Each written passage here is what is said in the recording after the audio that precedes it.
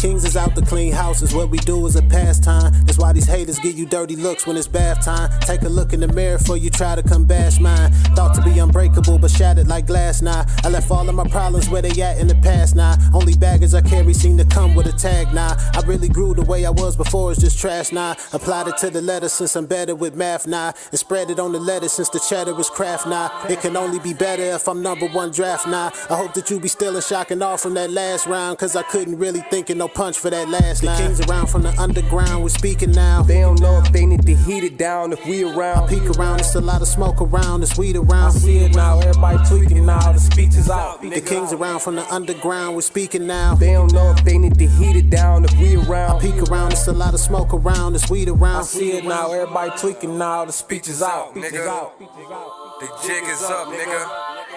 Fuck all that fake ass shit, man. The real is here. Yeah. I ain't even know my brothers. I was a child in that car, we was rhyming. Y'all my brothers from another mother. Ultimate stat, 100% niggas is running this shit. I feel the energy, I'm pushing the limit. Boy, I'm fresh as a peppermint, but I'm spice as a pepper, bitch. I can turn it ugly just as I can make it pretty. Ain't Sadiddy, but I'm Diddy, Nas, Jay-Z, and Biggie with a twisty. Now put that in a blendy, y'all ain't really fucking with me. And my bros coming with me. You know the American dream, well, it's the Bailey story, get me. I caught Rolls and Bentleys, but I don't need that in me. It took all my will to bring the whole Detroit with me, DUK. The kings around from the underground, we're speaking now. They don't know if they need to heat it down if we around. I peek around, it's a lot of smoke around, it's weed around. I see it now, everybody tweaking now, the speech is out. The kings around from the underground, we're speaking now. They don't know if they need to heat it down if we around. I peek around, it's a lot of smoke around, it's weed around. I see it now, everybody tweaking now, the speech is out. Yeah. I ain't want me back, nigga. I ain't want me back at all. I'm still here, I'm still blessed, nigga. I'm still gon' ball, yeah. Round around in the city every day and we got guns. Gotta watch how you move when you know to have them ones. Round around shook his heel, nigga, I had a ton. I've been sitting on the throne right before I had a dub. I'm in streets a long time and I ain't never felt no love. Lost my feet a couple weeks, police I tried to run from him. Still made it out that day, that was God. They say he like a cat, boy, he got 9 lives. Detroit Underdog Kings.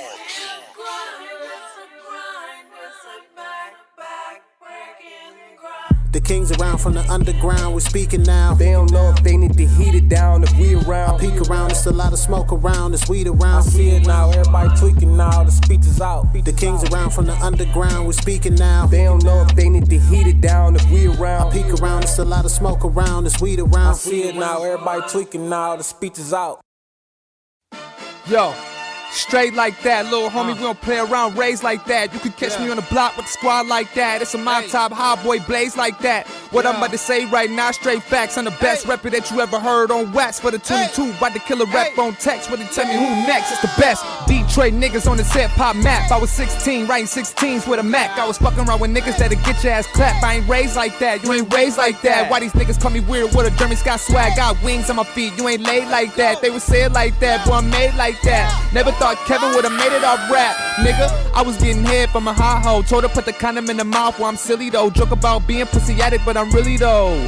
Better than a pill popping dumb hoe. I'ma need an intervention. I turn psycho, cause everybody say the lyricist. I need a time machine to take me back to real lyricists. If I was 20 in the 90s, I'd be Sean Carter, bitch. Now I see a bitch, but I need 10 thick R&B chicks. 1 Spanish, 1 black, 1 Asian, 1 mix. Just so I could put them hoes on the remix. You gon' have to sing after every bar spit. You gon' have to put me on your #1 list. K. Bailey, now I'm up in this bitch. Until you see the day that a nigga get rich. I bet $1 billion right now, I be the same kid. Detroit Underdog Kings. Yo, Kev, I thought I'd give this shit a shot, you know what I'm saying? Hopefully I can Put a barrel on the throne like a fail, that's a real nigga pyramid. Really needed help, but I ain't never get it. If a nigga say he gone, gotta get it how he live then. Shoulda, coulda, woulda type, sugarcoating ass nigga. Stop talking trash, come and show me how to do it then. This nigga got a name, that nigga got a name, but the same person, that's a motherfucking pseudonym. Detroit Underdog Kings. Let's run it back. One more time. DUK in this bitch, straight up. Heavy as the head, you know the rest. Big boy back from the bottom of the barrel on the throne like a fail. That's a real nigga pyramid. Really needed help, but I ain't never get it. If a nigga say he gone, gotta get it how he live then. Shoulda, coulda, woulda type, sugarcoating ass nigga. Stop talking trash, come and show me how to do it then. This nigga got a name, that nigga got a name, but the same person. That's a motherfucking pseudonym. What's up with all the hate, nigga? What I ever do to them? How I'm out of bully, I ain't even go to school with them. Somebody tell me who is them niggas with a crew of them with them. I don't really know, but you shouldn't fool with them. Bad bitches on the pole, getting money up the flow. Fucking niggas on the low, don't know what to do with them. Give them dick, nothing more. Get them rich, maybe so. Either way, make sure they take their fucking shoes with them.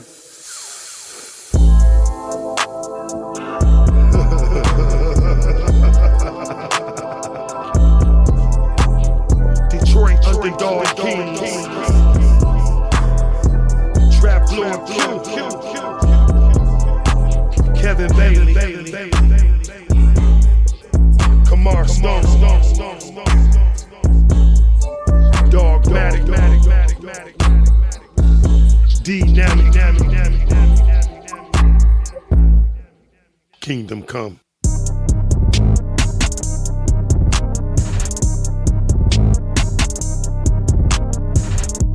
Smoking on that big proof tonight. Smoking on that good shit, that's right. Smoking on that ice wood, we tight. I am that old nigga. I am the one that will bust down your mother, then tell you to go figure. Unfamiliar, you don't remember. You were just a baby clutching your pillow. Hold up, K-Stone, nigga. I am that old nigga. I am the one that was fucking your mother, but you just cannot remember. You was in your room playing PS, nigga. For real, I'm like a pandemic. Detroit underdog kings every fucking where, but we ain't no damn gimmick. And don't want no ham with it, pigs. Better take a pivot. Get out of here. You about fakes, get your motherfucking ass out my neighborhood, cause we ain't with it. No, he about to get his wig split it. We like, fuck the law, we got somebody else to call. They pull up and set shit off. Pull up and hit the switch. What up, though? Gotta let master know I'm no bitch. I wanna know why your pastor so rich. Silly trick, he's making your asshole itch. While they taking all your money, and he ain't doing nothing but lying to you, honey. Play the whole congregation like a dummy. So funny, but I'm back to the rhyme. Most of y'all motherfuckers lost your minds. Detroit underdog kings, it's time. You got what's yours, I'ma take what's mine. Give me that. Nigga, take what's mine. Give me that. Nigga, watch us shine. Watch. Nigga, watch us shine. I took the crowns and put them where they supposed to go. Where? On the heads of the most vicious. Now we got them on the ropes. Detroit got dope.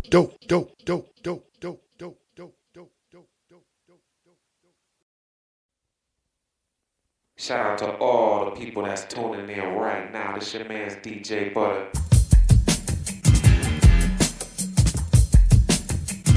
Yo. DJ Butter. 37 Mile. Shut up. Check. Listen. Flying past you niggas, you could never really phase me. I ain't gas you niggas cause you weaker than a baby. I'm a faster nigga, me Shakiri had a baby. Yeah. I'm over half you niggas, you can't touch me if you AC. I told them these ain't they beats. Ways that amaze me, I'm swavy. You overrate me, you understate me. I can't be on these wait seats. You gon' wait and see, I made of me. I was heavenly, born for melody. My melon reed, it's a remedy. My mahogany is tall as trees. While I'm puffin' key, I'm the chief key. Harder streets, darker is the D. You ain't stalling me, it's call for me. Hustle, get the heat, and we all can eat. Lizard bees coming with the feast. Then we ball like heat. Well, a Philippine, the waist is 16, that's 33. They say my pop started 313, but I'm the legacy. New recipe, it's a sesame. Get the chicken meat if it's a beef. I ain't gotta see the universal peak. I'm godly, lowly, holy. You gon' bow for me, it's kingdom come, but kingdom heart. I'm stronger than rapid speak. Kevin Bailey, the greatest to ever touch the mic and speak. Flying past you niggas, you could never really phase me. I ain't gas you niggas cause you weaker than a baby. I'm a faster nigga, me Shakiri had a baby. I'm over half you niggas, you can't touch me if you hate and be quick, but it can't raise me. We more confusing than Paisley, too many patterns. Cut from the same cloth though, so it doesn't matter. Nope. I'm like the Mad Hatter, except I don't wear hats. But somehow I still manage to stretch out fitted caps. Most rappers are saps, but we the tree for real. Dynamic Kevin Bailey, I give him the cue to kill. Cold steel and cold Detroit nights in the field. How can we not keep it real? Rappers claim they ill, but it only seems to be physically. Oh wait, it could be mentally. If you thinking you doing this mic like me, no. I'm the shit and the P. but you the doo-doo. K-Stone's taking the city back, so fuck what you do. Oh God, I got a zoo crew, but there are no cages. 5 lions roaming down the street, we blazing. Tough nuts, shriveled like blazing. When the kings approach, size 12, stumping a roach. You give up your ghost, I'm always the host. So give me this mic back. Ain't gon' be no shout outs, nigga, cause it ain't like that. Been wrong since a little nigga, never gave a bike back. Been a bully, ask trick about me way back. For real, I'm ugly, on niggas' heads like a wave cap. Damn. And nothing's changed but my mind to 40 still in my lap, niggas. Nothing I say is cap. Word to Deshaun, word, and word to his moms. I'ma keep putting you on forever. And word to Dorico, we gon' keep playing your song forever. So who the real Jews? On that note, I'm gone. Shalom. I've been trying to show you for the longest. Niggas know. DJ Butter. Wait a minute.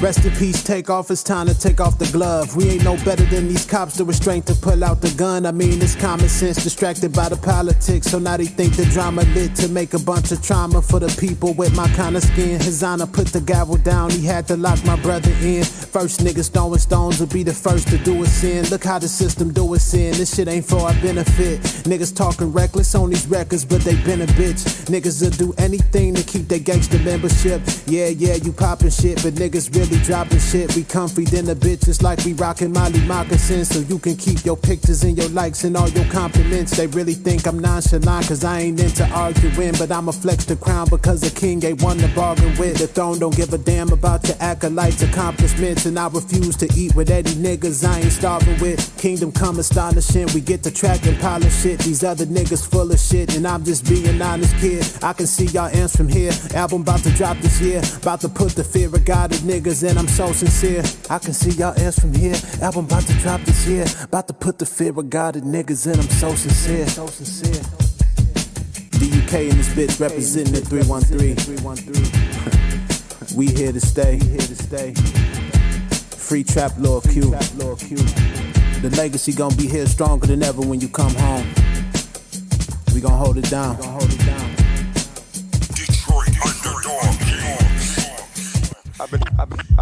I've been trying to show you for the longest. Niggas know. Detroit Underdog Kings.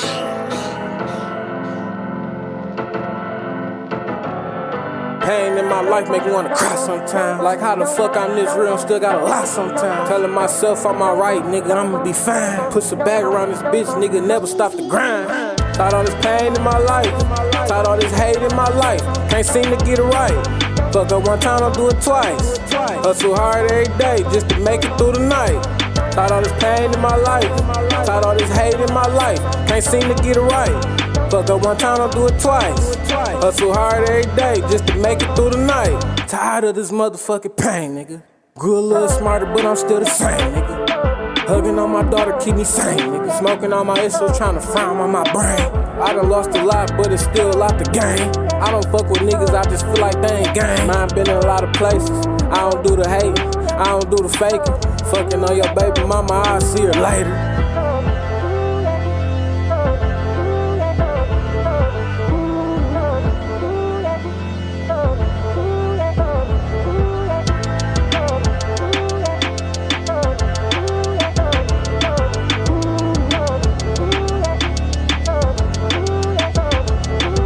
Tired all this pain in my life, tired all this hate in my life. Can't seem to get it right. Fuck up one time, I'll do it twice. Hustle hard every day just to make it through the night. Tired all this pain in my life, tired all this hate in my life. Can't seem to get it right. Fuck up one time, I'll do it twice. Hustle hard every day just to make it through the night.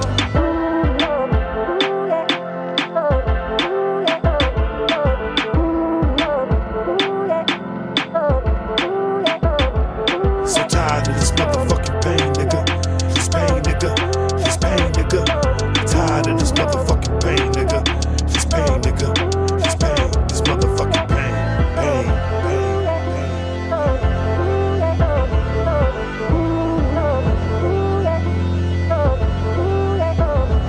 So tired of this motherfucking pain, nigga. This pain, nigga. This pain, nigga. Tired of this motherfucking pain, nigga. This pain, nigga. Tired all this pain in my life, tired all this hate in my life. Can't seem to get it right.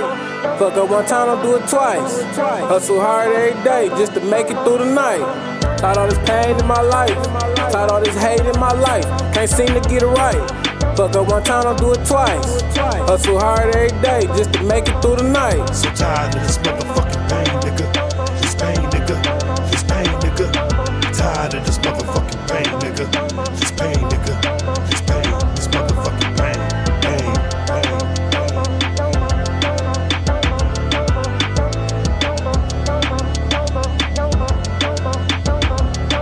Tired of this motherfucking pain, nigga. Pain, nigga. Pain, nigga. Detroit Underdog Kings. What is pain? Pain is being away from your family. Pain is being away from your God. Pain is being away from what you love. Free Trap Lord Q.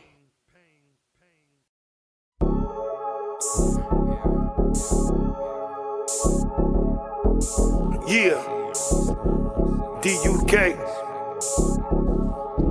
It ain't my fault I wear this crown and y'all can't get it off me. It ain't my fault DUK raw and y'all niggas just salty. It ain't my fault that niggas broken, y'all just wanna hate. It ain't my fault that we keep eating and y'all never ate. It ain't my fault you whack.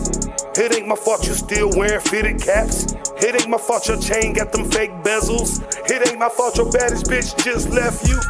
It's DUK in this bitch. Most of y'all niggas faking, y'all ain't even rich. Let Kevin in the club, I'ma pitch a bitch. If I don't hear DUK, you better make a switch. I really hate dealing with a sentimental snitch. Cause nigga, this the D, we will bust your shit.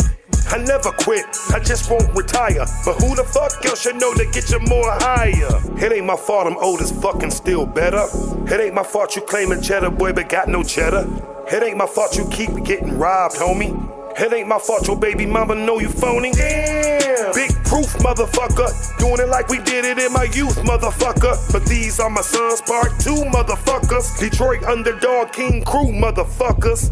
Like Zannies and bars, my cars be candy. Y'all niggas can't land me, I just keep flying. Why your homie keep lying? Said you was a thug, but your daughter caught you crying. It ain't my fault I wear this crown and y'all can't get it off me. It ain't my fault DUK raw and y'all niggas just salty. It ain't my fault the niggas broken, y'all just wanna hate. It ain't my fault you thought you eating, but we took your plate. Leave a penny, take a penny, still a penny richer.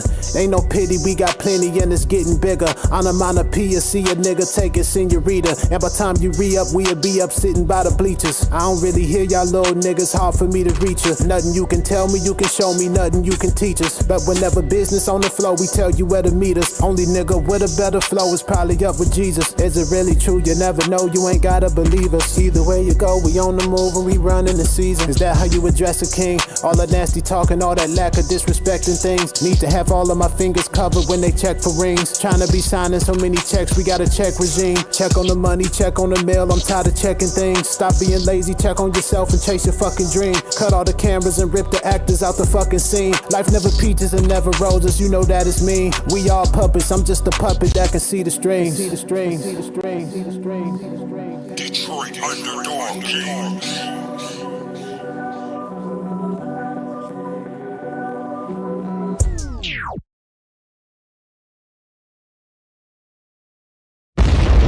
Hey, what up, though? Hey, this the Coalition Capo right here. The OG himself, Drunken Mass, better known as the Man Cave Maniac, better known as your big relatives, big motherfucking relative, you hear me? And right now, we riding DUK style. Detroit's Underdog Kings, you know what I'm talking about? And you're listening to the Kingdom Come mixtape, you know what I'm saying? Turn that shit up and ride with real niggas for once in your miserable ass life. You understand me? Drunken Mass, nigga. All off your bitch. Yo, cash in, cash in, cash in, cash out, cash in, cash in, cash in, cash out, DUK, we cash in, cash in, cash in, cash out, cash in, cash out, DUK, we cash in, cash out, Kingdom Come and cash in, cash out, cash in, cash out, cash in, cash out, ayy. Fuck it, I'm about to go yay. Niggas gon' get enough of thinking I play. Yo, B, this the G, niggas die every day. I'm the motherfucking Potter man, I'm on them like clay. Oh, y'all burning hay, I blow prescription. Put up my hoodie so they don't get descriptions. Words, yeah, I flip them. I'm a killer with the verb, they don't mention it. No, it's like I'm rolling up herb on a hit list. Other rappers beat turds on my shit list. I never run with the herd, I'm a misfit. Yeah, they always watching from the curb, never miss it. My speech don't slur at the dentist. Nope. If grandma You king, nigga, you ain't even princess. Homie said he won't smoke, but ain't with this. I'm the owner, you attending. I'm giving class, you in attendance. Let's pay attention, cause I won't repeat this. We BUK, you cannot beat this. Nope, 313 is my thesis. We're too far gone, you can't reach this. Boy, I ain't the one you wanna beef with. It's like I'm walking on water like Jesus. Then I pop that thing, get up your nose like a bunch of cocaine. Pulling up to the club, about to make it rain. Watching all the haters looking at us in pain. Girl, give me brain, I call that cap. But I'm not bullshit, bitch, it's a rap. I'm giving niggas naps, we all in the traps. Listen on the app, don't be a sap. Little bitch, dry your eyes. K-Stone is back one more time. Coming back to claim what's already mine. And I don't mind kicking behind. Nope, while my crown shines, I got a proud 9, we lit. Anybody wanna fuck with Duck, you better duck or don't cross the line. What up, though? Yo, cash in, cash in, cash in, cash out, cash in, cash in, cash in, cash out, DUK, we cash in, cash in, cash in, cash out, cash in, cash out, DUK, we cash in, cash out, Kingdom Come, cash in, cash out, cash in, cash out, cash in, cash out, ayy.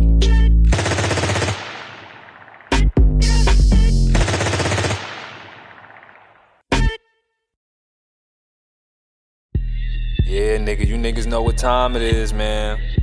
Gotta get that money, nigga. You already know, nigga, we ain't funny talk, nigga. This money talk. Detroit Let's get it, nigga. Keep talk to him, man. Dorian, let's go. All I want is money, baby. That money. DK, all I want is money, baby. That money. All I want is money, baby. That money. All I want is money, baby. We ain't playing that no games with you niggas no more. All I want is money, baby. That money. All I want is money, baby. That money. All I want is money, baby. That money. All I want is money, baby. That money. All I want is money, baby. I ain't gon' lie. No. All I want is money, baby. Anything else can fly. Out of there. Won't even pull up on you. You a lie, man. Indulging your conversation, won't even try. Real. Anything you got for sale, low key, I won't even buy. Niggas out here acting like they with it, but really not. They not. Nigga, I'm a king. Got a dream, Martin Luther King. Saw your baby new fling. I'm high as hell, bitch, please. Drinking on Hennessy. Mayweather, we the money team. Pop up on the scene. We'll make a nigga bleed. For real. Take a nigga straight to the church. And I don't even preach. Hot as hell like I'm the devil, nigga. I'm a beast. All I want is money, baby. That money. All I want is money, baby. That money. All I want is money, baby. That money. All I want is money, baby. That money. All I want is money, baby. That money. All I want is money, baby. That money. All I want is money, baby. That money. All I want is money, baby. That money. Bullshit. Damn, I really thought that I lost this. Toss this. I find me a better way to floss this. Gotta keep it lit, let me cross this. Life deeper than the CrossFit. Talk shit pretty much often. Put them hate niggas in the coffin. Put your money where your mouth is if you wanna keep talking. Guess you thought I was a soft kid, but that shit is nonsense. Compare my sense to your sense, and now you got no sense. And we bout to get more sense. Do you even know what this king shit mean, bitch? Have you ever seen what this thing get? Niggas been hip, you the only one late to this party, and we already dipped. All I want is money, baby. That money. All I want is money, baby. That money. All I want is money, baby. That money. All I want is money, baby. That money. All I want is Detroit Underdog Kings. From here on, nothing goes down unless I'm involved. No blackjack, no dope deals, no nothing. A nickel bag gets sold in the park. I want in. You guys got fat while everybody starved on the street. It's my turn. You got some balls coming here.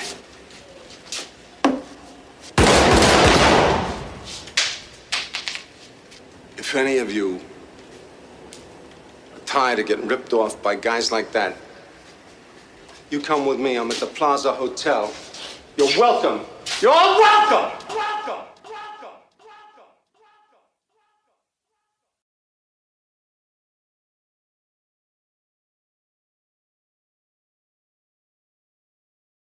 What up, though? Welcome to the Hood Smoker Podcast, the hottest #1 podcast based out of Detroit, Michigan. And now, with your hosts, Jay Gutta, Brother King X, Blatonio, Todd, and the rest of the Hood Smoker Squad. We don't do no Vlad stuff. We don't do no Adam stuff. We keep packing in the legends, respect them, and keep adding up. So pack a blunt or two, maybe grab a brew and a snack for you, and leave behind your attitude and get ready as we snap into the Hood Smoker Podcast. What up, dog? What up, dog? What up, dog? It's Jay Gutta, 1/3 of the Hood Smokers Podcast. Waiting for my co-host to tap in, Brother King X, Blatonio, Todd. Just got off the phone with them. They just running a little bit late. But yeah, we episode 212. Shout out to everybody that's on there. You were tuned into the Hood Smokers Podcast. I see you, Payne. What up, though? Yeah, go check out Payne's channel. Shout out to everybody out there that's tuning in, watching this. Tonight we got a special guest, Jay Ghost, the Concious. Got a lot to talk about. Hip-hop, straight hip-hop, Detroit. You know, we gonna play some of his music, you know what I'm saying? We gonna definitely play some of his music. Y'all gonna see what time it is. But what's good with y'all, man? We gonna celebrate hip-hop tonight or what? Happy 50 years. You know what I'm saying? Happy 50 years. Shit, I got the weed. I got weed on deck. I got raps on deck. I'm gonna be rolling up throughout the show and shit and smoking. So get your blunts ready. We gonna just go ahead and jump into a track real quick. Hold up. I gotta click on the right one though. You know what I'm saying? Because hold up. What we got here? Oh yeah, check out Hush. Oh yeah, shout out to the homie OG Pop from Chi-Town. Too much for that. You know, be ringing and some go off, and you know, let me just go get this off real quick.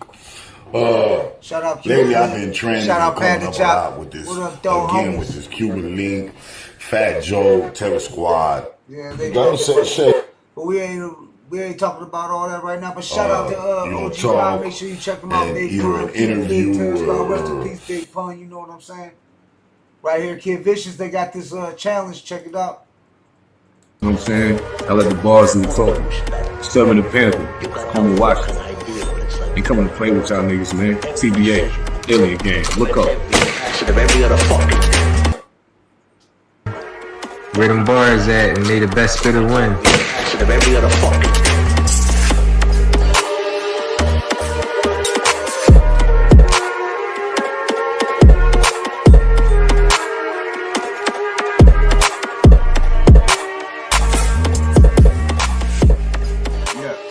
Check out the homie Kid Vicious. Shout out to Alien Gang. You know what it is. Detroit, baby. Shout out. But yeah, they got a contest going verse for verse. Make sure you jump on that. Oh yeah, and our up and coming guests we gonna have on here. Check them out. Hamza Malik, New York, stand up. With him, Kodak Black Fresh Home. We about to play this track real quick. What is me? Let's go. Supposed to do, give up his freedom for a rap. You would've testified against him. What type of shit is that? I gotta shout out my song, cause he's on his pro-black. I just hope he talks about the same issues in his raps. Hey yo, 600 breeze, don't waste your time with him. If you catch life, it's gonna be like you just died with him. Kodak Black Fresh Home, and they calling him a clone. Can't pay attention to the media, get in your zone. Bobby Smurda did his time, it took more for his gang. Uzi Vert bought a diamond, fuck a cross and a chain. Fat Joe turned Instagram live to a show. Interviewing all these rappers that you really wanna know. Kevin Gates and his wife Drecka living life smooth. I ain't know they've been going out since high school. Jay-Z made a company to build up in credit. That's real bullshit, hope the ghettos don't forget it. Body Rebel gave back to the community is rare. Cause some rappers blow up and they start to disappear. Dusty low-key sound like Pop Smoke crazy. That's genetics and pop related, do your thing baby. Casanova ain't getting no support 2 times. Only they can hold him down, my nigga Brash 2 times. I'ma celebrate your life, so here's your flowers now. I'ma give you all the love now before you power down. Davey still putting out timeless pieces. Gotta thank Jim Jones for the weather tapping sneakers. Gotta shout out Griselda for not switching up the drill. West Side left shady, Benny Butcher Shrine Hill. Conway and Jay-Z relationship about the bill. Can't forget Omani Caesar. Shorty is a diva. Swiss pieces, Timberland, took verses to the top. Killed Gucci, made the young Jeezys beef on the spot. And that nigga 6'9", need to take care of seed. I can hear it in this baby mother's voice when she speak. I'm just trying to give my listeners the hip hop news. CJ dominated all the TikTok view. If you hating on these rappers, you can kick rocks too. Shout out Gilly, shout out Wallow. This is hip hop school, nigga. Hip hop news, nigga. Hip hop news, nigga. New York, hip hop news. This is hip hop news, nigga. Shout out to Stan now. Shout out to Mr. George. Much love. Salute. Hip hop news, nigga. Make sure y'all share This ain't your ordinary rapper. Share it around. Share it around. Hit like. You know they be you know, cause certain. Oh yeah, happy. Retaliation on these niggas. Black guys out there. Sell me out for some pussy and some drip niggas claiming you killers. You niggas ain't no hitters and never been some spitters, huh? It's VGP, I stay gutter. Like Fredo G's all about mine, give a fuck about the next motherfucker. Walk along 10 boots, stomping, the Glock is cocking. It's too late in the ball game for it to be some stopping. Be about your pesos, stack it up, nachos. My niggas keep them wetters. My niggas, yeah, they got those. Black and brown, pop those. Bitches trying to get Joes. All up at the side shows. Nigga, this be Frisco. Be about your pesos, stack it up, nachos. My niggas keep them wetters. My niggas, yeah, they got those. Black and brown, pop those. Bitches trying to get Joes. All up at the side shows. Nigga, this be Frisco. Baby, home. Remind me of the times when I was locked down in West Block. Got a lot of family out there in Frisco. Shout out to RBL. It is now 10 retaliation on these niggas. See right there. Remind me of the times when I was locked down in Dropping next week, y'all. Shout out DJ Los, man. He's everywhere. I'm telling you, the homie DJ Los, he's everywhere. Then he got Bone Thugs and Harmony Live. He got motherfucking he MC Light, Ice-T. Come on, man. Should we watch a little bit of this? Motherfuckers in the worst way. I bought a cheetah for my wife for her birthday. Iceberg, nigga, ask your mom about me. And you bitch motherfuckers, stay the fuck from around me. I'm out. Ice-T, Detroit, baby. Ice-T! Maximo for OG. It was all out there. Lowe's there. He everywhere. Follow DJ Lowe's. You know he a legend, Detroit legend, you know what I'm saying? He everywhere. He's everywhere. Who else he have on here? DJ Jazzy Jeff was there. Shout out DJ Jazzy Jeff. LL. We gotta put LL on here. What? 50 years old? God is great.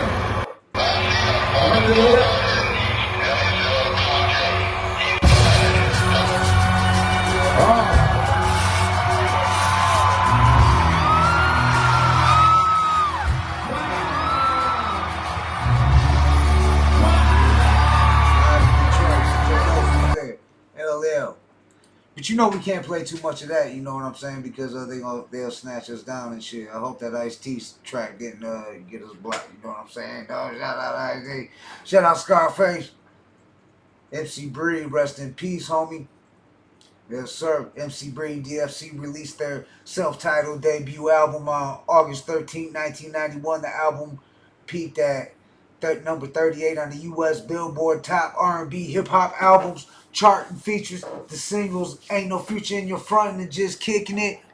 MC Bree and the DFC, rest in peace, Bree. Remember that track with Pop? I gotta get mine, you gotta get yours. I gotta get mine. I got my mind on my money, money on my mind, finger on the trigger. Hand on my nine, smoking blunts and skunk. I'm putting holes in pumps and only underground funk coming out of my trunk. I'm telling you. That's why we gotta get like everybody else doing. Shout out to Panda Chop. Shout out to the homie Mr. Lee at Drink Champs. You know what I'm saying? Salute, homie. Shout out to DJ EFN over there too and shit. You know what I'm saying? What up though, homie? But they've been putting the disclaimer up. Because we are not journalists. We're MCs. I've been in this shit. I was 14 years old, 1991, in the studio with the Young Guns and shit. You know what I'm saying? I was doing shit fucking back then. You know what I'm saying? Didn't even know what the fuck was going on and shit. And we did some dumb shit. We was really on the streets. You know what I'm saying? Southwest Detroit, baby, stand the fuck up. You know what I'm saying? It was gangland in Detroit. especially in the 90s when murder was legal. You know what I'm saying? The blue and whites ain't ride out them one ways. You know what I'm saying? I'm just saying. Check out Foul Mouth. Stop Eat by Foul Mouth on Bandcamp. Shout out to Foul Mouth, man. Middle Finger Music. He doing it. Hush, Detroit legend. And yeah, Bone. We talked about that. Shout out NWA. I'm just scrolling through. Oh yeah, Super MC. He got the action figures out. Who? Man, Detroit legend. Almighty Dreadnought. Super MC. Man, get you one, dog. I'm telling you. Get you one. The link's in there. Yeah, JT Money, Chubb Rock. What? Come on, man. Happy G-Day to Jack Frost, legend. Friend of the show, friend of ours. Good dude, legend. Been doing this Detroit thing since since it started. Doing this hip hop shit. Make sure you go, make sure you go vote. You see Detroit Music Awards, we got 53%, and they took us down when we was at like I think almost like 6. We was up there. They took the 2 top ones down. Well, the other ones, I think they might even be back on there. I don't know. But we got somebody nominated us again, and now we back on there, and we crushing it. We crushing it, dog. So get ready. The Hood Smokers Podcast will be there to collect that trophy, that plaque for Detroit Music Award Podcast of the Year 2023, baby. You know what I'm saying? We've been doing this shit. We've been putting in work, bringing y'all legends every motherfucking Wednesday, Saturday, and if we miss a day because the weather been fucked up and lose day, we do it right. We'll do an off day. You know what I'm saying? This shit non-stop work. We put in work. We do this shit. You know what I'm saying? Classic shit right there. What y'all think about this last Friday? You think that shit actually gonna drop? Chris Tucker, Ice Cube, O'Shea Jackson Jr., DC Young Fly. Shit, Michael Epps, Nia Long, Kevin Hart, Cat Williams. Y'all think that shit really gonna drop? I don't know. West and East, man. Eminem and Haley. Where's the music at? Oh, yeah, we got Jay Ghost over here. We gonna jump into Jay Ghost. New Legend Freestyle. Produced by Tay Whitney. Let's get it on the Hood Smokers Podcast. This is tonight. Yeah. Hey, where you headed? Yeah. Pop star, I'm back at the cop car. Middle finger to the law. From the hood where they cop raw. Hey, life's a dance floor, we should dance more. But sound of checkerboards is what they stand on. Perilous times, man, don't stand on. Real shit, my brilliance is built in. That's real growth. Grab a dose, my righteous pen. Exploit hypocrisy inside the hearts of men. Even my kin fall short. I hit greatness some time ago. It's too late to count me out, I'm too phenomenal. Fuck the world long, guess my mama know. Detroit raised, some niggas die, some make it out, others just stay slaves. Turn your brain into a cage. Dilla was bigger than Blade. This musical sound in my city should lead the way. And I'm the new face, who has an objection? Rappers go to jail, cause they didn't have father figures and they don't honor authoritative correction. Niggas murdered the essence of hip-hop, disrespecting the blessings of legendary MCs, pointing us in the right direction. Hey, fuck these niggas, I come for collection. Better watch your statements, because I'm not gonna lower the payments. I pay my dues, so I don't play by the rules. The quality of my work alone put me above you fools. I spent the dough, so don't talk to me about no ante up, because you niggas broke.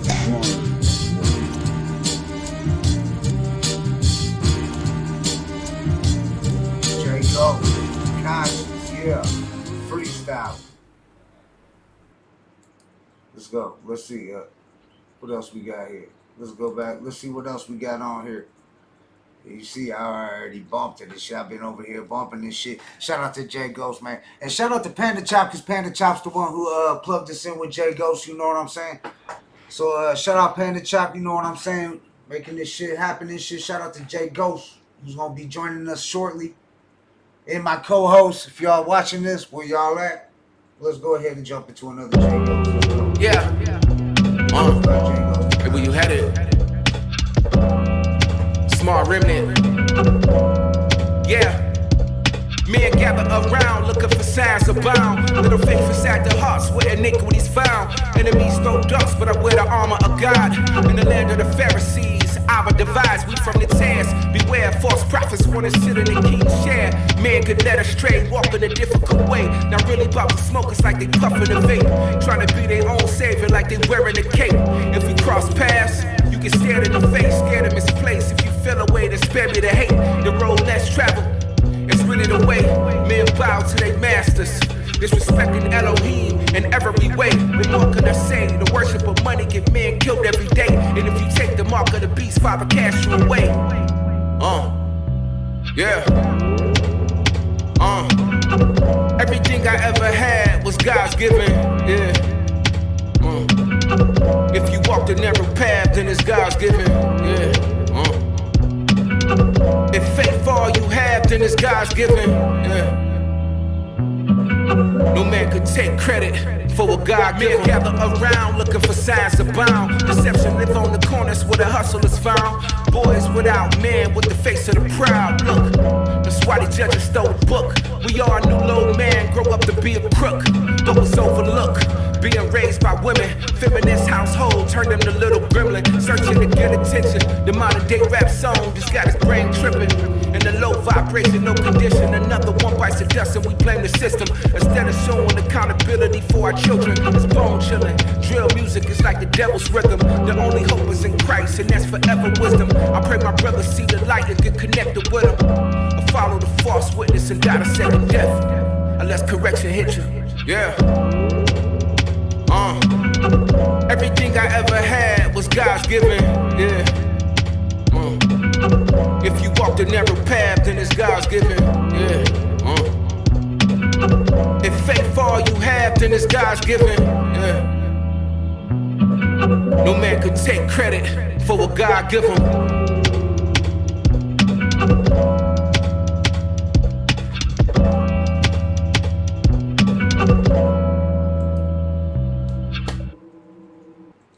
Ghost. Damn, that shit probably, I didn't mute my microphone, my bad, y'all. Even though we ain't got too many eyeballs on here right now, we got motherfucking, I know people catching it on the replay. But it's all gravy. It's Saturday night. Let's get it. But that was J Ghost. Tonight's guest, we're gonna jump into another track. Make sure you smash like when you come in. Make sure you vote for Brother King X back at #1. He gonna win that shit. Going to New York, the Hood Smokers Podcast. Just like we gonna be at the Detroit Music Awards accepting that award, you know what I'm saying? Because it's all love. But let's jump into another yeah, like when you had it. Yeah, underground, I'm the best out. God's here, why the fuck would I express doubt? Paid dues in the streets when I ran routes. The boys stand out without the damn clout. All these rappers say they the realest alive. They speak highly of my name cause I'm a child of God. My portraits give strength to the weakest side. Walk through the gutter, photographing people that suffer. Only God can hear their cries. You a victim of lies and a dirty enterprise. United States. Rock you niggas asleep, but I'm wide awake. Walk around the house, plotting to rob the bank. Anytime I leave the crib, there's a gun inside my waist. You quit music cause y'all ran out of faith. Give you niggas the blues. I'm the big homie from around the way. People try to get close to me, but they conversations give it all away. For now on, I'm in gorilla mode. King Kong, shots get the dumping. Another brother was buried too soon over assumptions. Seen niggas turn to coons to make money. Only fools believe God don't feed stray dogs out here hungry. I used to end times, murder committed on a sunny day. This shit is non-stop. Young men laying in the pine box. Police raid the crib of traffic on the block hot. Is a fib really a fib in God's eye? If you was telling the cops the lie, young men trying to make it. They crucified black Jesus, gave us the white savior. Live in sin, get the devil's favor.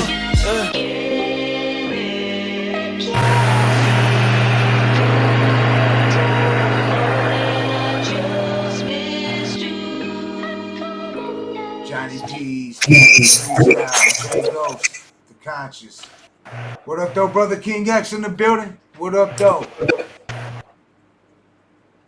What's good with you?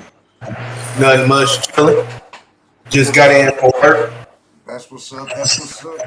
Yeah, I was telling people, make sure they go up there and it's pinned to the chat and vote. You back to number one. You know what I'm saying? Make sure y'all go vote. It's easy. It ain't nothing to do it. I'm gonna show y'all how easy this shit is. I'll do a live again on here. We'll do a live right here. We're about to vote for Brother King X. But tonight we got J Ghost. I just played a couple tracks from J Ghost and shit. He's dope. Like y'all see, he's a conscious rapper, but still he's hood. He's from the D.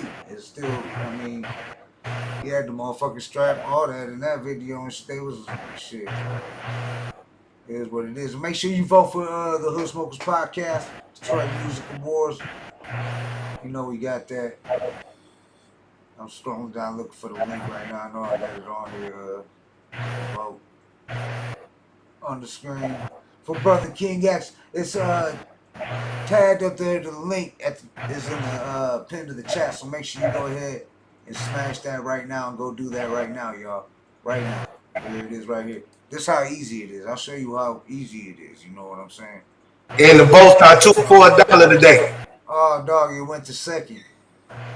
Currently second in their group. But we about to get another one right now.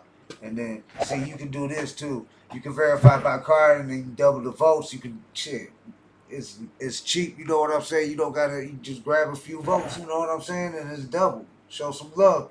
You know what I'm saying? Support Brother King X. Support the Hood Smokers Podcast. I mean, we keep bringing you these dope ass motherfucking live shows, uncut. We out here grinding legends. You know what I'm saying? And fucking, we ain't fucking out here fucking getting rich off this shit even close. You know what I'm saying? So show some love. You know what I'm saying? We ain't asked for no motherfucking freebie shit. Even if everybody do the minimum pay vote, which is $10, that's 20 votes. Right. Let's get it, man. And we all gonna shoot to New York. We all going to New York. All the hood smokers going to New York. But see, you can verify with Facebook too, just to get that vote real quick, like I'm doing right now from the studio computer. Free vote, submit vote. It's a free vote, real quick. See how quick that was? That was pretty quick, wasn't it? So they just want to know you a real person and shit. But I talked to Blatonio Todd. I'm waiting for Blatonio Todd. What you think about this Mount Rushmore, Detroit, that we I posted it on the round table, and it got a lot of people. It got pushed around a lot, where it's got Esham, Blade Icewood, Eminem, and Big Hurt, and then I mean it's got a whole explanation on why each one and shit. You know what I'm saying? I mean, if you read Esham's shit, though, listen, I'm just going to read Esham's. That's the only one I'm going to read right now because I don't want to read all this and take up too much time. But most known Detroit hip-hop pioneer, the 80s, 90s, first independent hip-hop millionaire in Detroit and sold millions worldwide, and also created a subgenre of hip-hop, acid rap, wicked shit, horrorcore, and also has impacted every artist on this photo in some influential aspect. He's the Rakim of Detroit. I mean, that's what it, I just want to read what it said about Esham. You know what I'm saying? You know what? That's quite accurate, because everybody that's on that Mount Rushmore, Esham influence and impacted in some kind of way. Right. From Eminem to Blade Icewood to her. Yeah, Eminem shouted him out on his first album and shit. He was a fan. He was a fan of shit. Look at Stretch Money. Shout out Stretch Money. Make sure you check out Stretch Money. But that's an example. He's like he ain't on that wicked shit. But he said straight up, Esham is his #1 influence, rapper, artist, favorite rapper in history. You know what I'm saying? I mean, just because you ain't fucking you ain't rapping the wicked shit don't mean you don't bump that shit. You can listen to whatever the fuck you want to listen to. You don't gotta rap like your favorite rappers. You know what I'm saying? That ain't how you supposed to do it anyways. You know what I'm saying? But Snoop don't listen to Esham.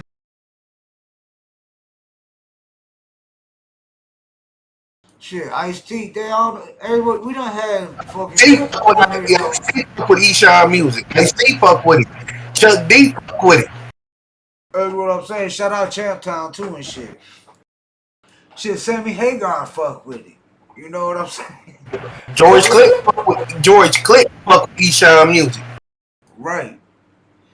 So I mean, we can add other people, but I believe Blade is a good one to have on there because I feel like he was like kind of mainstream. He was up there with the that style trap, like kind of birth, like you know what I'm saying, the Doughboys and Vezos and all the.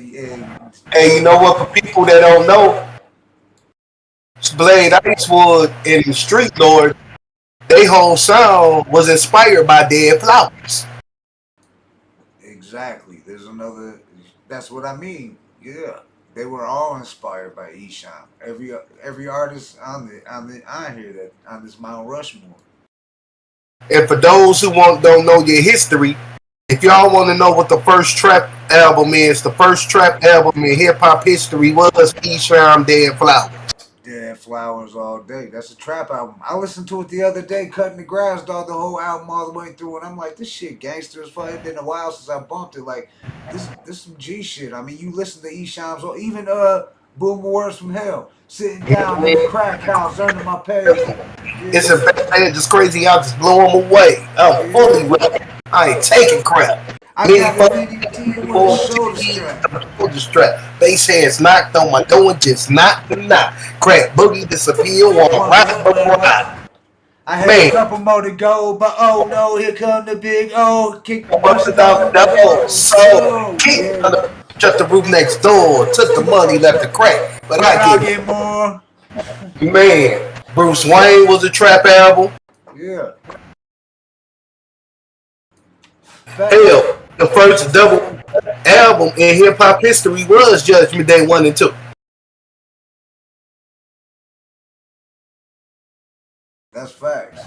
And everybody try to credit NWA and Ruthless for the EP, for the EP era. But no, Esham was the one who was doing that with the album and the 2 EPs. Right. Quick note on Blade Icewood, rest in peace, the Great Lakes ruler. He sold over 1 million records in the state of Michigan alone, and that was, the internet was out, and that was still, but people were still copying albums too and shit. But he sold over 1 million just in Detroit alone. You know what I'm saying? That's something. So what about Eminem? Let's move on to the next one. Eminem. I mean, you can't deny what he did. But he's on like, I put him like Michael Jackson, Beatles, Elvis, people like that. You know what I'm saying? And people gonna be talk shit like, oh, y'all from Detroit. I respect everything. Eminem got mad bars. I mean, it was cold and shit. I ain't gonna tell you. Yeah, he got mad bars. But that don't mean fucking, I can't say, just like, I mean, I believe Eminem is like, you know, I think it even says something about that. Like, lyrical maniac, they called him the Larry Bird of Detroit rap scene. They even said that. He could play the game just like us in the hood, but took it all over the world and basically became the Michael Jackson of rap. Eminem, and he just got in. The way he got inducted in the Rock and Roll Hall of Fame, that was love, because you know that list he made. You know what I'm saying? He named, and everybody from Detroit we done had on here. You know what I'm saying? That I mean, shit, Merciless and Mary, Awesome Dre, fucking shout out to them. You know what? A while back, I seen an interview with Eminem in the Double XL, right? Right. He was asking him who influenced him, like far as Detroit. And he said, Esham. He said, I don't care. He said, I don't care if you don't do the style of rap. Esham influence you and impact you any kind of way if you're a rapper and MC and you from Detroit. Right. That's facts. He said you can't deny that. You can't deny that when it comes to Detroit hip hop. You can't deny Esham. You can't. No, that's why when I left that comment when I seen the flyer, no diss on any. This ain't dissing nobody. I'm just saying they had Esham in the back and like Violent J and Ouija Mac in front, and I'm thinking like, shouldn't Esham be the top head of the three-headed monster tour when they did it, and they're back on it again. You know what I'm saying? Check it out, y'all. But shouldn't Esham in the Juggalo comedy was like, come on, we gonna keep it peaceful in here, keep it clean. I was just stating the fact. You know what I'm saying? I think Joe Bruce, if you watching this, I think you would agree that Esham's head should be in the middle. You know what I'm saying? Yeah. If that's the three-headed beast. Let's go on to Big Hurt. Right. If that's the three-headed monster, you're right. Esham head should be in the middle. He should be first for the simple fact that he was the monster that created the other monsters. Exactly. You know how many people took pieces that shot rap, all that acid rap, wicked shit. Fucking like that one clown who said that horrorcore died with motherfucking gravediggers. You's a clown. You's a clown because, I mean, it was started before that, way before that. You know what I'm saying? Shout out to Gangsta Nip. And fucking one of the originators. Like he said, his tops are all number ones. And they genres, they all created one. And Esham was one he named when we had the homie Nip on here. Shout out to Houston. We see y'all on there subscribing. Houston, New York number 2 behind Detroit with our subs the last 28 days. I mean, we getting over a couple hundred. We averaging over a couple hundred subs every 28 days. I mean, that we ain't blowing up like that, but that ain't bad. Let's get it up to like 1,000 every 28 days, then 10,000 every 28 days. You know what I'm saying? Because we gonna keep bringing legends in this bitch. We got a lot of dope shit to go, bringing dope content too. But let's talk about Big Hurt. What about Hurt on there? You remember what I always said when Hurt told me? He was like, I'm the Detroit, what Biggie was, the Bed-Stuy. He told me that a long time ago and shit. Fucking some years ago, Hurt told me that. I was doing shows with Rock Bottom like way back.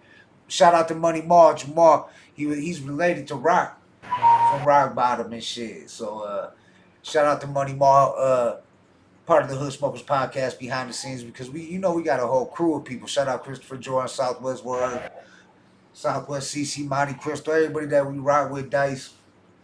You know what I'm saying? So yeah, what do you think about Hurt on the Mount Rushmore? I mean, he was a big volunteer of the community. I also worked with all these legends on this board in some kind of way. He worked with every single artist on there. Eminem, Blade, and Esham. If you ask me, Big Hurt should have been. Somebody should have been gave him some type of deal, because he been putting in work just as long as Esham. Yeah, when I first got out the joint in 2003, they had the Hip Hop Summit at the Fox. Kwame Kilpatrick was hosting it. They had Russell Simmons. It was a panel. It wasn't a show. The only rapper to perform was Big Hurt. And I remember there was like a big thing going on, like this was in 2003. Big Hurt was going to sign with Shady Records because M was there, 50 was there, G Unit was there, and it was Foolish was in the crowd taking questions from the crowd. And like Russell Simmons was like, if the city of Detroit can elect a mayor like Kwame Kilpatrick, there's nothing the city of Detroit can't do. This name was the hip hop summit. You know, he was the hip hop mayor. You know what I'm saying? Right. So and he's out here now and shit. He's giving motivational speeches and shit. But that's a whole nother subject and shit. But Big Hurt, yeah, he was the only. And I remember hearing people talking like Hurt signing with Shady. Hurt's gonna sign with Shady. Like somebody big picked Hurt. Like the only thing I dislike about Big Hurt's career, and it ain't his fault, but I wish people would have picked him up for tours. For real. Like he should have been picked up for tours. Yeah, he should have. Because him and Esham have been around the same time.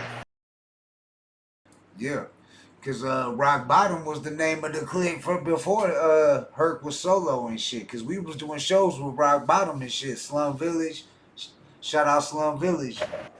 Rest in peace, And we was listening. Me and my homeboys, we was listening to Rock Bottom when we was in high school. That's what I mean, though. We was going backstage. I told you Jamal was related to Rock. Rock was the like the manager and the one setting shit up for Rock Bottom then and shit. Rock was at the shit talker show that we was all at Simon's with Dice and at the dark. Yeah, Mastermind, fucking Bootleg. All them was up there. Cheddar Boy Malik was up there. He performed. There was a lot of people up there. I got up. That was before I was with KDT. I got up there and rocked the stage and shit. It was pretty dope. But fucking no, Herc was there. I talked with Herc while he was there and shit. He was with who used to be my homeboy, but I heard some foul shit. Angel from Southwest. I don't want to say his name too much and give him too much, because from what I heard, it's fucked up. But he was actually touring with Herc, like Herc was doing tours around that time, like Midwest tours, and Angel was rolling with him from Southwest and shit. I know Angel. Yeah, well, you've heard the stories and shit. Like Angel was, I don't want to make no false accusations, and I don't want to put other people's business out there. Like, cause street shit got involved too and shit. You know what I'm saying? That has something to do with that. And I don't want to talk about the street shit on here and get right. I don't want to Vlad nobody. But yeah, I mean, you could add a lot of people on here. People was saying like Jay Dilla. Where's Jay Dilla? Where's Royce the 5'9"? Where's I mean, you can think of a million people. Where's Awesome Dre? Where's Merciless? Where's all them? But I mean, it's hard to come up with just four. So I mean, I felt like that four was pretty solid up there and shit. It was pretty like, if you talk about the except for the newer genre, you know what I'm saying. But all four of them influenced the newer genre that's going on right now. Man, that's just like with the Mount Westmore, the West Coast Mount Westmore. Even though it's Cube, 40, Snoop, Short, I could think of a host of other West Coast rappers that deserve to be, you know what I'm saying, that deserve to be part of that too. You know what I'm saying? You got sketches like Spice One. You know what I'm saying? You got that cat. You got it's a whole gang of others. Spice One. You got MC8. You know what I'm saying? Ice-T. Ice-T could have been part of that. You can go on with Dr. Dre. Dr. Dre, right there. You can go on and on the West Coast. Right. That's fair. Because it's so many dope MCs from that era, West Coast hip hop, that was dropping hot shit. Hell, Sugar Free, Big Hutch, Cocaine.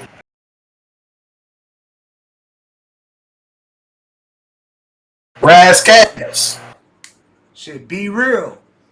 Yep, Be Real. Be Real, Kid Frost. I mean, the list goes on.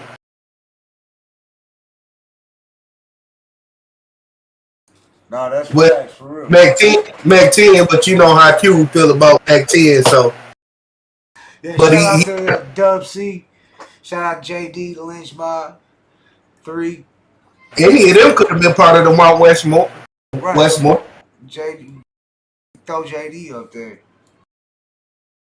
If they could have made the whole Mount Westmore just the Lynch Mob with Q back in it. The whole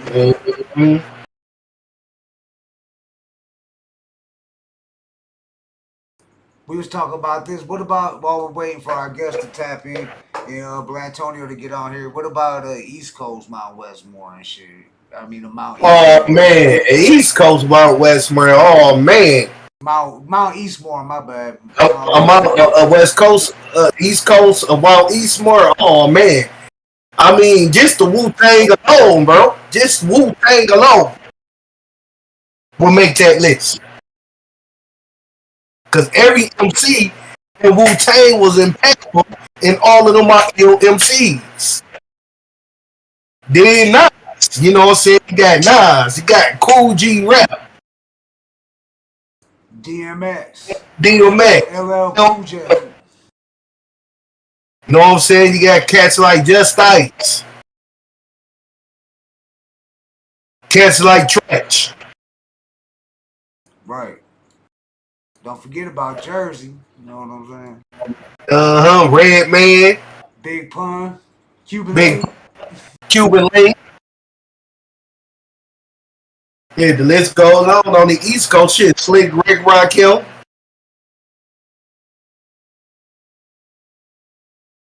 Shit, MC Shan. Shit. Melly Mel. Cool Modi. Goes on. With the East Coast, it goes on. And then you down south, shit. Rap just rap a lot of it out, you know what I'm saying? It throws some motherfucking Swisher House in there. Oh man, with down south, Mount Rushmore, man. You got Get It Man down there, you got had the entire Rap a Lot roster alone. Then you can't forget Swisher House. Then you can't forget the Screwed Up Clique. You can't forget about the Botany Boys. Can't forget about Two Live Crew. Two Live Crew. Can't forget about Boy the Clan, JT Money. Can't forget about Bust Down out of New Orleans. And you definitely can't forget about No Limit and Cash Money. Gangsta Pack, 3-6 Mafia. Goes on. David Banner. That's what I mean. You can't make a Mount Rushmore out of 4 people and shit in any region. Right. That shit just can't happen. Right. UGK. Outkast. You know what I'm saying? Goody Mob. It goes on. Gangsta Boo. Right. I'm going through looking for some videos of something to play. What I got on here. Yeah. Boosie. You can't really make it's too hard to just pick 4 people and shit. It's hard enough to try to pick 10, 20 people and shit, let alone fucking 4 people and shit for any kind of Mount Rushmore, whatever they want. Right, for real. So shit, I'm trying to think, what should we play? Shit, can't forget about Philly, Cassidy, Beans, Penny Siegel. Right. Hell yeah. Freeway. Is Philly East Coast or Midwest though?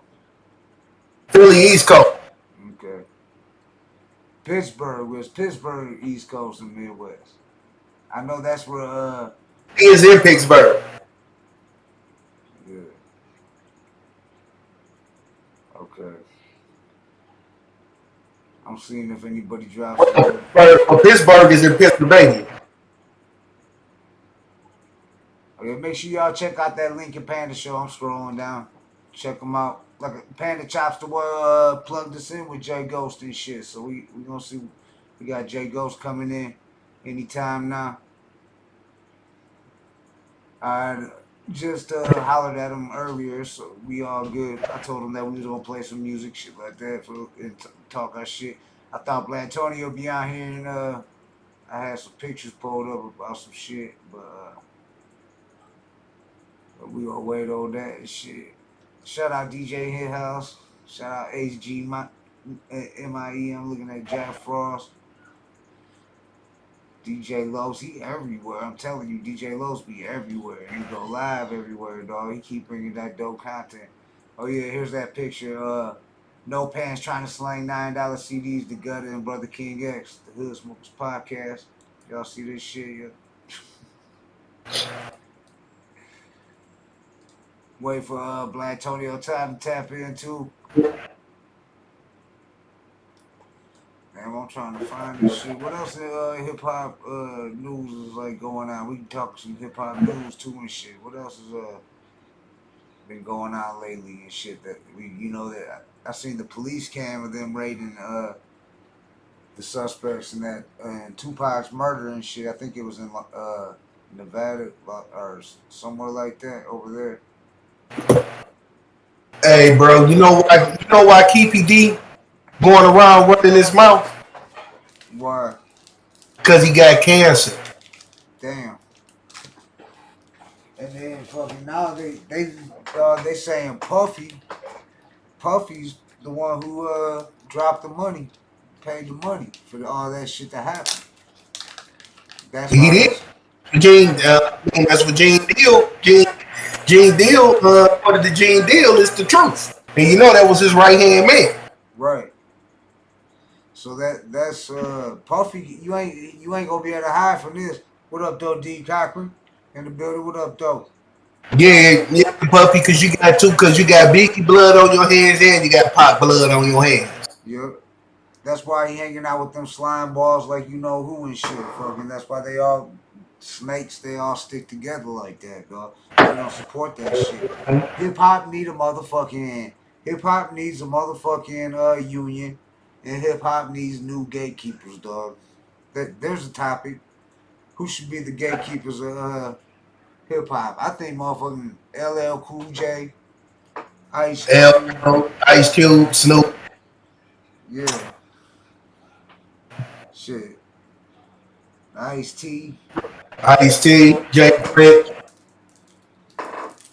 We got the wrong ones. That's what it is, and they blocking motherfuckers like how they trying to do Cuban Link, and Cuban Link steady dropping new music and shit, and dropping fire and shit. And I feel like it's starting to turn. The table's starting to turn. I think there is going to be a wave where there's going to be new gatekeepers, especially with this shit with going down with Pac and shit about them finding out the whole deal and shit. You know what I'm saying?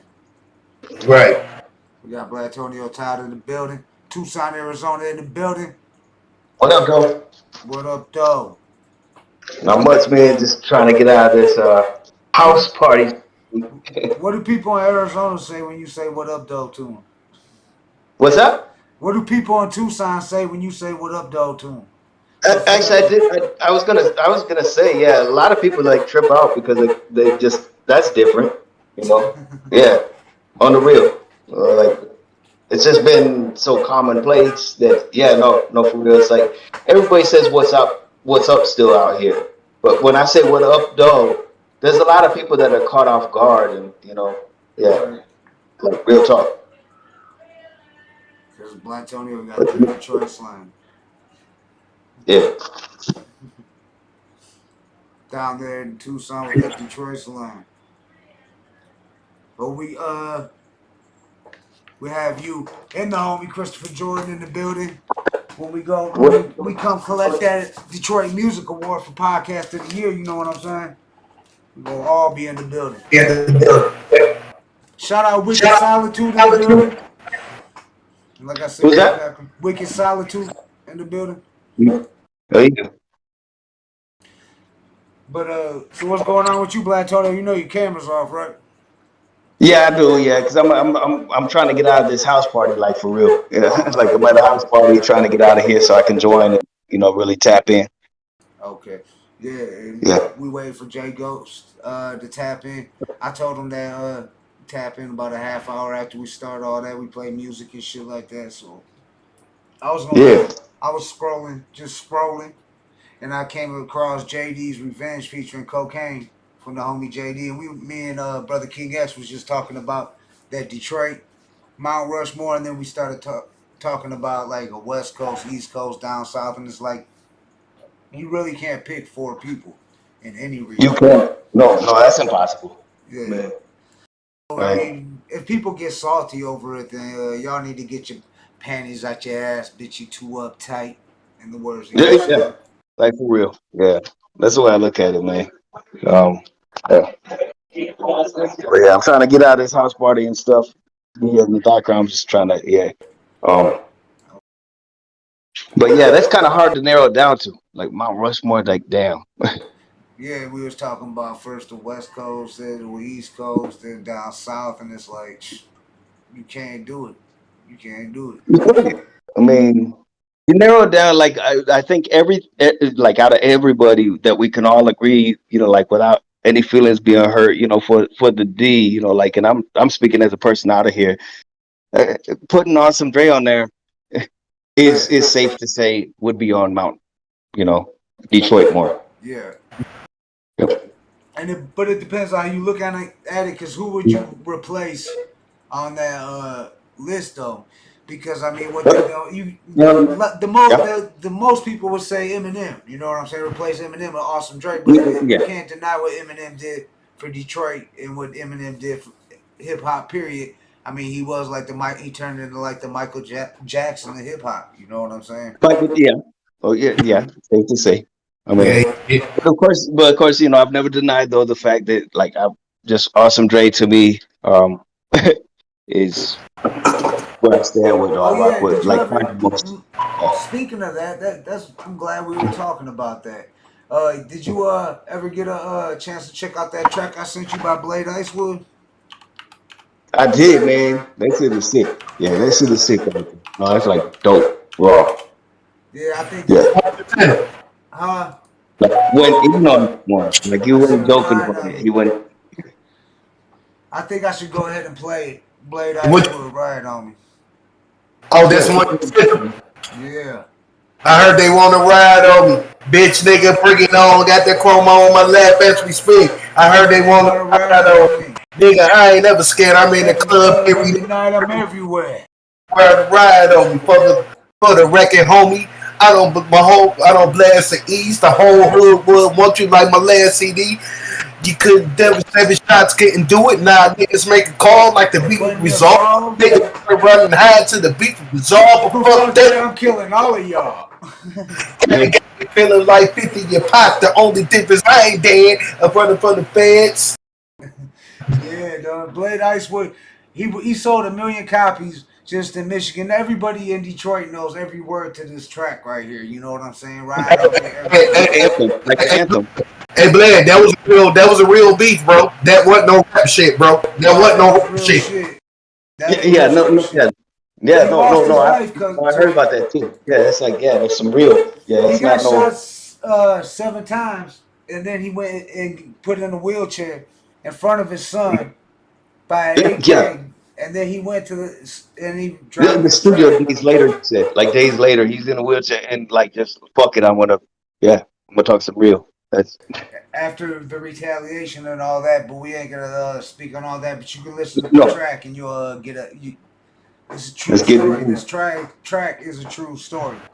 Blade Icewood Ride on Me. Everything he's saying on here is facts, and this is why Blade Icewood, they call him the Great Lake Ruler, and why he's on that Mount Rushmore for the Detroit. Say no rap shit, homie. This revenge for the pen. So say hello to my little friend. Yeah, let's get it. Blade Icewood Ride on Me before we spit the whole track without Blade. Yeah.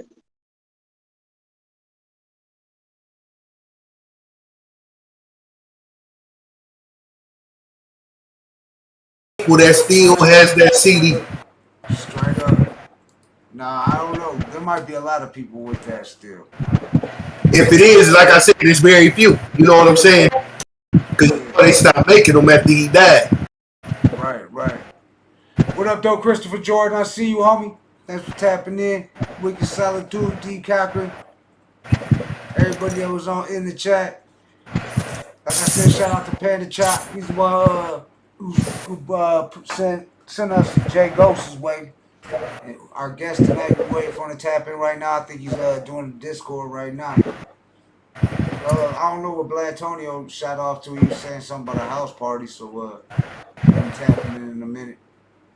But I was about to know what it was by Blade Icewood. They want to walk like me, talk like me. I guess my shit for that ass. They want to walk like me, talk like me. Got some hot shit for that ass. Yeah, Blade definitely belongs on that the Mount Rushmore of Detroit. rolling down the mile in my own nine on my own 3 range. I do anything for you, cause you the Great Lake ruler. Hell yeah. I can catch that little ship out walk on the half a flip. Nah, you're real words. Rest in peace, Blade, the Great Lake ruler. Definitely belonged on that Mount Rushmore of Detroit. But I was about to play this song. Shout out to JD from the Lynch Mob. We got a new track. Right. Hold up, soundboard, volume, crank you. Okay, now they got sound effects on this boy now, bro. Huh? They got sound effects on this boy now. I see that. Open the soundboard. You can open the soundboard up. I see it. Let's see. Oh yeah, I gotta edit the keyboard. I'm gonna have to fuck with that. To get ready for that, we got some new shit we gonna fuck with on here. Soundboard, but I'm not gonna fuck with it right now. Next episode. The next episode. Get ready for that. What up though, Latin Pain in the building. Rest in peace, Pain. Make sure you go check them out.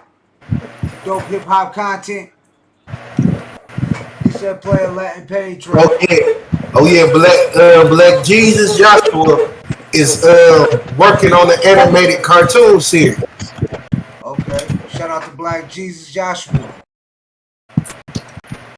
And I might be one of the characters, one of the voices on that. That's what's up. That's what's up. That's dope. That's dope. What up though, Jay Goes to Conscious? We wait for you to tap in, family.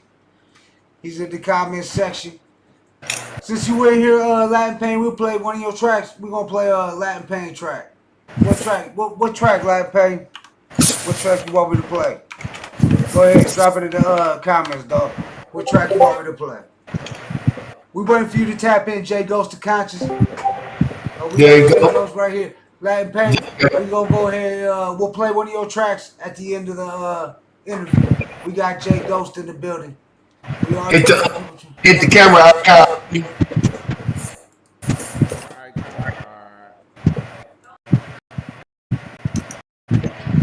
Should be a camera icon. You hit that and then turn your camera on, bro.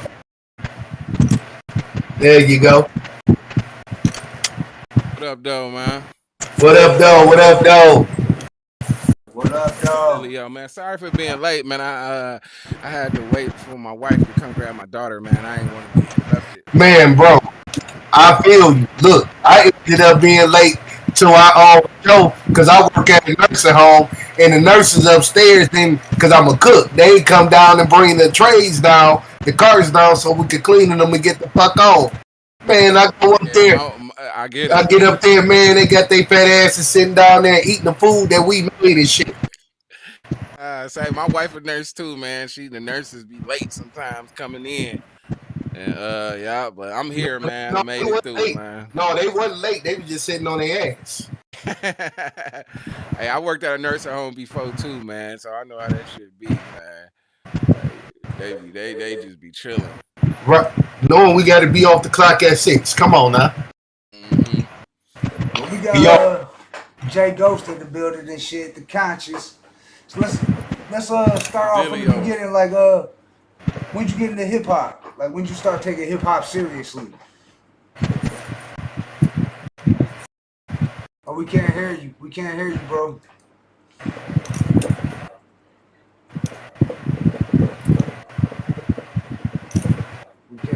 We still can't hear you. Yeah, what happened? We were just here. It was. We could hear you. I don't know what happened. Everything's good on our end. Yep, his mic not muted. Nothing. No sound. No, it sounds staticky. You know what? His mic was muted.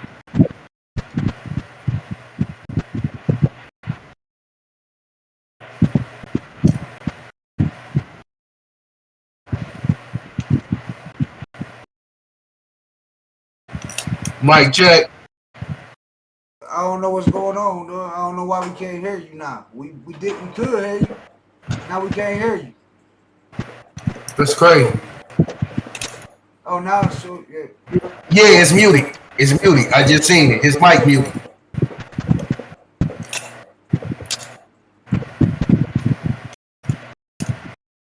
Hold on, we got Jay Ghost in the building. We just having some technical problems. You know, it's live.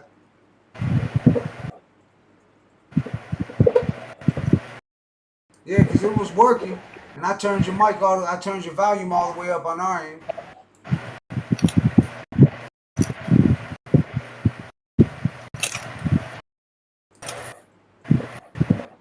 We got Jay Ghost in the building, Detroit. Stand up. What up, though, Christopher Jordan?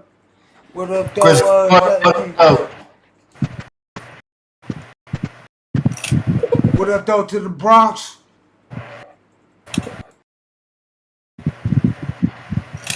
What up to Staten Island? We got New York in the building. What up, though? Staten Island, South Bronx, Boogie Down.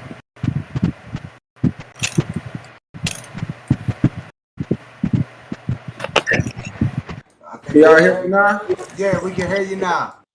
Okay. I don't know whether I had it hooked up through the interface and shit. Okay. I was able to hear myself. I just used the headphone. Y'all can still hear me? Yep. Yeah, you loud and clear. So when did you get into hip hop and when you decided to take it serious? When I was about like 13, in Detroit, fucking with a lot of older niggas. I used to run with some older cats called Block Life Soldiers, Morilla, and it was like a bunch of older dudes. I used to catch the bus from the crib over there on Puritan and Schaefer, and I used to go to the studio with these cats. And then after a while, I turned 19. What'd you say? You from Puritan? I'm from like 6 Mile, Puritan area, but I stayed on 6 Mile probably like majority of my life. Cause I grew up on Monica and Puritan, right around the corner, 2 blocks over, away from Jack Frost. Woodingham, between 6 Mile and Puritan, and I used to stay on Ohio between Curtis and Pickford. So that from like Livernois to like Myers, from Puritan to like 7 Mile was like my little box on the west side. That's my whole little area. Cause I lived on I grew up on Monica and Puritan, now I live on Finkel, then lived on Turner and Puritan between 6 Mile and Puritan, cause my grandma lived on Turner. Then I had an auntie and an uncle, actually 2 of them that lived on Indiana and Puritan, between Wyoming and between. Yeah, I was right around the corner from Turner on Woodingham. Yeah, I'm familiar with that hood. That's where I went to middle school at.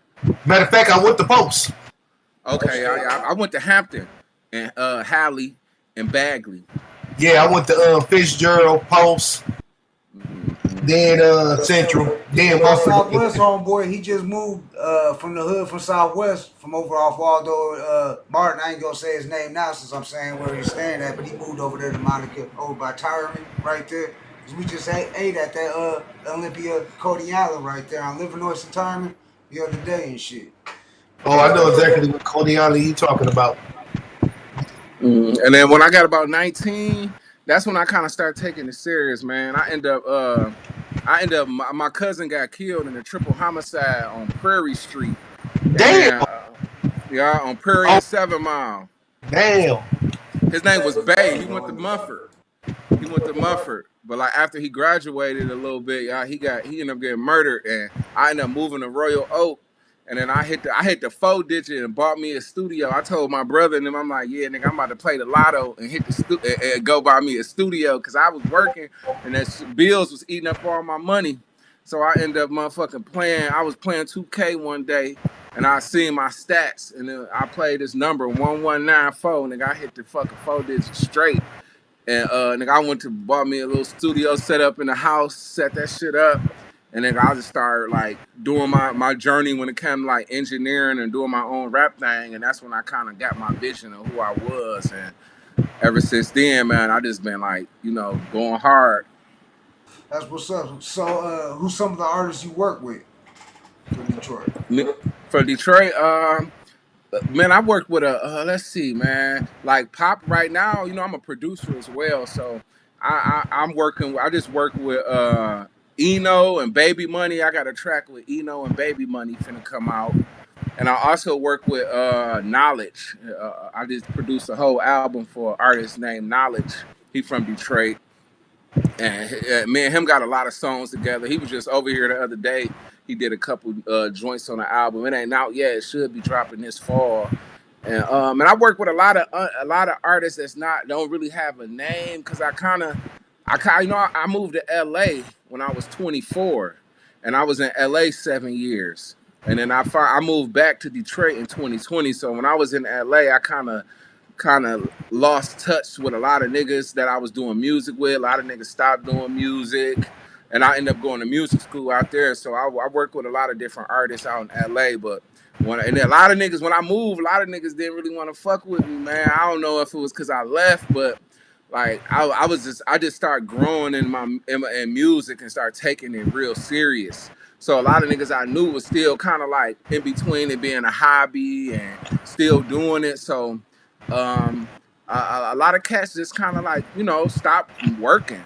And then I just kept going though. So I want to say, like, I haven't worked with a lot of significant artists in Detroit at the time, but right now I'm establishing that right now. Like, I got Guilty Simpson on my line, Fat Cat, like a lot of niggas ready to work with me. Oh man, Fat Cat. Oh man, you gonna make me dig the CD, bro? Yeah, that nigga hard. I'm just waiting on the right records to send them. Cold Cash Records. Yeah, them niggas ready to work with me. That I don't like to force music. I like when I send an artist a record, I like it to be natural and just be right. So I don't like force my context. Yeah, I know when the time is right, I'll be able to use them. But it's coming. I'm at the holler at you on the fuck with you on the production tip. Oh, for sure, man. I got a lot of my shit. I do conscious rap too. Okay, see, no, I ain't know that, man. Brother King X, BKX. Okay, I'm gonna have to get hit, man. I need to hear some shit, man. Yeah, cause I make my own beats, man. I shoot my own music videos, make my own songs. Put it like this: you gonna love my shit. My shit, it has no violence, no cussing. That will tell you, no violence. Oh, that's fire. Yeah, see, me, it's like I like that. I like when a nigga can drop a verse and be saying some real shit without being like me. I feel like the cuss words should be used properly. They shouldn't be overused. So if a nigga gonna use, it's like when a nigga say bitch or hoe or nigga, I feel like it need to be in the right place so it hit right. Cause I still use profanity here and there, but I don't like to make it profane. I like to just, keep it real. You get what I'm saying? What made me get out the cussing? Cause I used to do horrorcore. Like I got a track record up under my old name when I was hallucinate doing horrorcore. And I really and I was one day I was just sitting back and I thought to myself, I was like, I got too high of a vocabulary to be over person. You know what I'm saying? Facts. Which my mom ain't was telling me that all these years, you too intelligent, you doing what you doing, yo. You know what I'm saying? So I did the whole evolution thing and became Brother King X. See, when I started listening to Black Thought, that's when I wanted to stop cussing. I started listening to Black Thought, and then I was just listening to him, and I just watched how he would say a cuss word every now and then, but it was always in the right spot. And it was like one or two. It wasn't oversaturated. And most of the times he wouldn't use them words. And I would listen to his vocabulary, and I was just like, this nigga's a fucking animal. Like, I need to be on this level. Like, this is where I'm headed. And my wife, too, used to tell me, she was like, I rap my raps to her. She'd be like, you got to clean that up. You don't need all those cuss words. And then she just brought it to my attention like, damn, it's kind of like filler. So I just stopped putting extra filler in my raps. It's like every word count. Like, I don't need all that filler. Right. Like, I mean, I feel you, bro. Because you know what? I was sitting up here earlier today before I went to work. And I got started on a song called Go Bang. You know what I'm saying? And I'm talking about how dope I am on the mic. You know what I'm saying? But I got a part when I say BKX is here, the arrival of the righteous one. On the microphone, homeboy, I'm the tightest one. I don't need the curse. No violence in my birth. From the mosque to the church, truth is where it hurts. That's fire. I like that. That's fire. Fire, dude. Yeah, we might have to collab, bro. Cause Right, you hear me say I don't have to curse or use violence in my verse. Yeah, cause that's how I am. Like I like to take a righteous stance in my verses, like because I'm the Marcus righteousness, like just be a righteous person. And hip hop so oversaturated with criminality, it's like I got somebody got to fight back and put some righteousness in the rap, like because man, I feel you, especially being from Detroit with the other hip hop that's coming out. I mean, I'm not knocking all the other guys, you know what I'm saying, for what they doing, but Detroit do need some conscious, positive representation. Yeah, facts. We need some balance and shit. I like the Bodie Jameses. I like some of the street music because I come from the streets, but I just need. I like hip hop, so I need a balance. I need. Like you just can't the whole stuck in one box. Yeah, facts. I need the whole story. I need to know how. Like I don't want to just hear the nigga shining all the time. Nigga, talk about the struggles and the paranoia from being a hustler. Right. Like niggas don't talk about how they be paranoid, barely could sleep, how they stressed out, hoping they drugs make it. If people pay attention to Mind Playing Tricks on by the Ghetto Boys, that's what that song was about. I remember. I can't remember. I hustled before, but a verse. That shit is when you hustling and you got plugs on your line, you got to meet quotas. Like nigga, you getting like that shit stressful, man. I had big homies that I was fucking with, and I watched them make lots of money, but nigga, the stress was like nigga real. Niggas, some niggas get knocked, go to prison.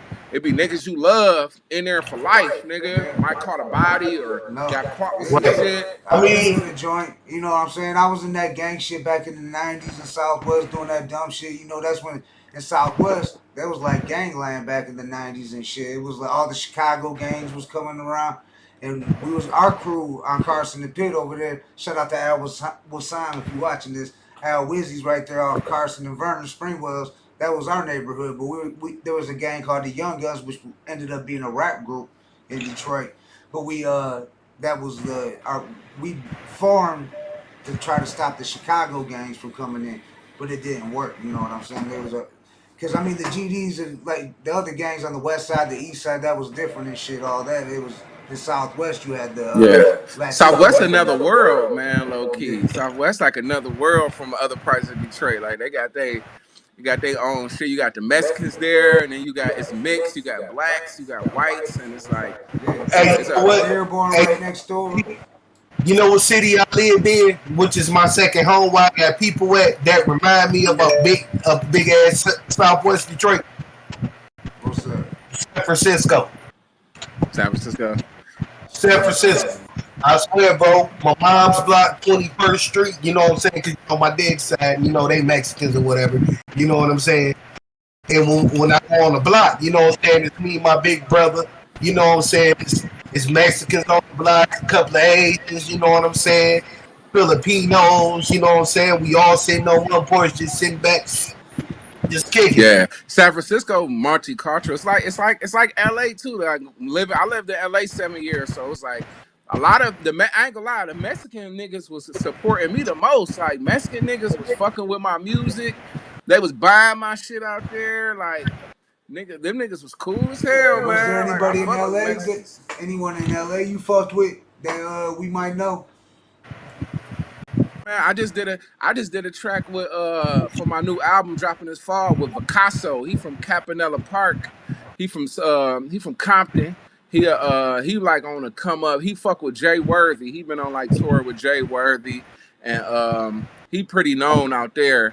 And also, man, I went to 1500 Sound Academy, so I met a lot of celebrities out there. I was working up under learning up under Lawrence Dobson and James Fauntleroy. Them niggas is like got Grammys and hits, and they opened a school. And I was cool with Rance, and I used to see him at parties, smoke weed with him, and we used to chop it up. And then nigga opened the school. I submitted my submitted because it was a scholarship fund. I submitted my video, and that nigga handpicked me to go to the 6-month music business program, and that's how I learned about the music business and the industry. And it just took my game to another level. It was like industry niggas coming to the class every day to talk to us. From like niggas who work with Michael Jackson, Ludacris, Timbaland, niggas is come. I come to class. Them niggas are coming to class blowing. Nigga walk up, pass me a blunt and shit. Like them niggas was cool as hell. Them LA niggas, I fuck with them. Yeah, we had a few people. The Lynch Mob, JD, Three from the Lynch Mob, Lonzo Williams from Compton. We had him on. We got a lot of people from the West Coast we had on here and shit. Black C from RBL in the day and shit for me. So yeah. Cali and Detroit got like a connection, man. It's like we cousins. Hey, you know what? JD from the Lynch Mob was actually born in Detroit. That's fire. See, I ended up marrying a girl from LA. Like I moved I had a girlfriend in LA. I ended up marrying her out in Cali, moving her to Detroit. And the DJ Unknown from Compton Most Wanted, he from Detroit. Yeah, it's something because when niggas respect him, whenever I told like I never got banged on, I never got into nothing out in LA. I told niggas I was from Detroit. Niggas was more interested in like picking my brain, like, damn, you from Detroit? What's it like out there? Like, cause you know niggas ain't about that banging like that. They know they ain't part of our culture. That's how it was when I was in New York. Niggas just respected me. Like I used to be in South Central. I've been in Compton, different places, and I've been all through there. Niggas can sense that. Like niggas can sense who you is. Like, okay, this nigga ain't no goofy. He really a thorough cat.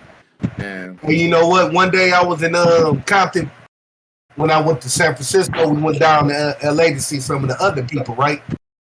And we in the Crip hood, and they seen me with all red. So they running up on me, you know what I'm saying, trying to see what I'm about. But when I turned around, they seen the D on their head, and they was like, oh, no. Oh, what up, homie? What up, homie? What up, homie? Yeah, they respect Detroit, man. Like, niggas, they hear the stories, and, like, niggas just, like, out there, like, it's like, some of the shit is unseen. I know why we got a connection, but some of the shit is just like I think it's just deep rooted in the history. Like from like back in the days, Detroit niggas been going out there copping work, and like niggas been working out there for years before I probably was even alive. Like I was born in '89. Niggas been going back and forth to Cali, nigga, for a minute. Mm-hmm. Shit, DJ Rose's dad is Butch Smalls, who was he was with Death Row, working with Dre and shit.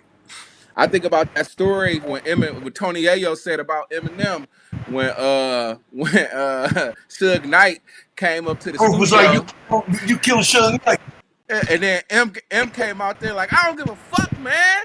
Like Detroit different. Like we don't give a fuck about that celebrity shit. He said proof of Wild Boy. He was like, you motherfucker, you killed Tupac. You had Tupac killed. Like he ain't give a fuck.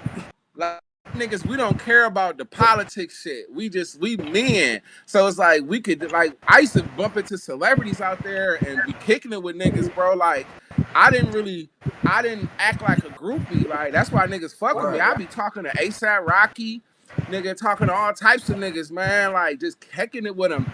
I hop out. I used to keep flash drives on me of beats, and I see a famous nigga, and I just walk up to him like, "Hey, I got some beats for you," and just hand the nigga the flash drive.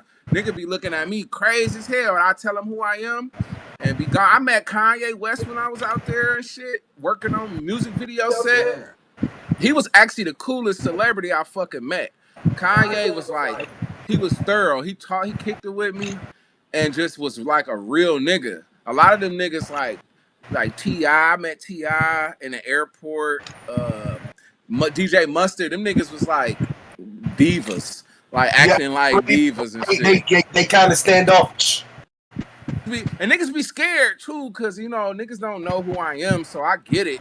You know what I'm saying? Like I met Nipsey Hussle twice out there. He used to come up to the school, cause the niggas that I opened the school, they produced Victory Lap album. So Nipsey used to be hanging up at the school when we was in class and shit. So I used to be seeing this nigga, and like that shit was just like surreal moment because when he died, I was going to the school and them niggas was hurt. Like them niggas was the band at his funeral, 1500, and it was like when them niggas came back from the funeral, I was at school and them niggas was just fucked up, man. Like we was in there doing a writing camp for Rihanna. And Omar Grant, the A&R, he had came to our class and he like, shit, Rihanna working on her new project. And the project never ended up coming out because Rihanna got pregnant, was with A$AP Rocky.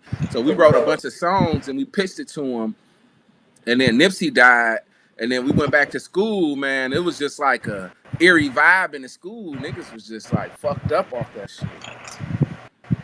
Cause that reason I left is because when Nipsey died and Kobe died, it sucked the life out of LA. Like I was in that bitch like, bro, this shit ain't the same. Like this shit different. I was like, I'm ready to move back to Detroit. COVID happened, and I was like, man, I want to move back home. Like it's too much drama and too much bullshit out here. And then I'm glad I left because it just got real bad in LA after I left. And it's like I was buying guns and shit, and it's like it was hard for me to get a CPL out there because they be like tripping in certain counties. So I was just like, because the gang shit out there.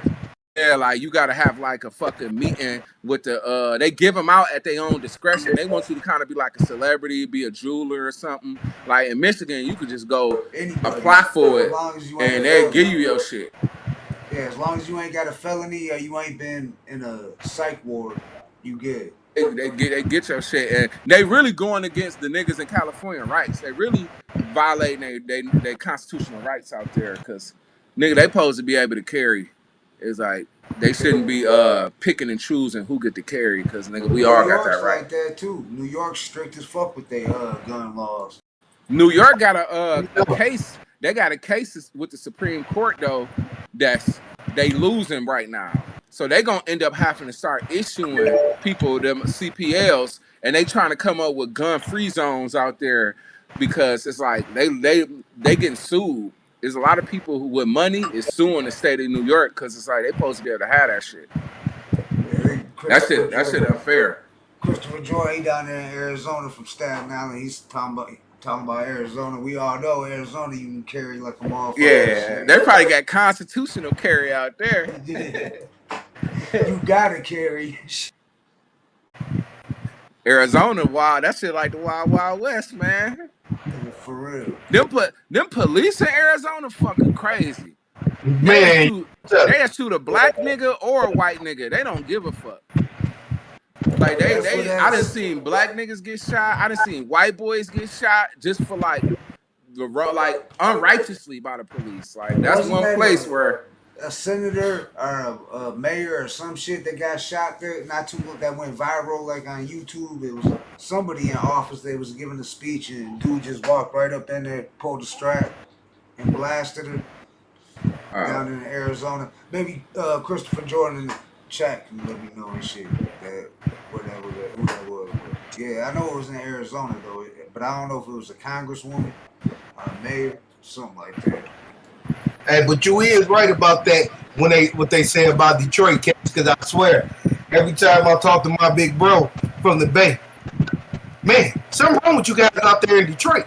You guys, that's a close game. Stealing Cadillac converters off of cars.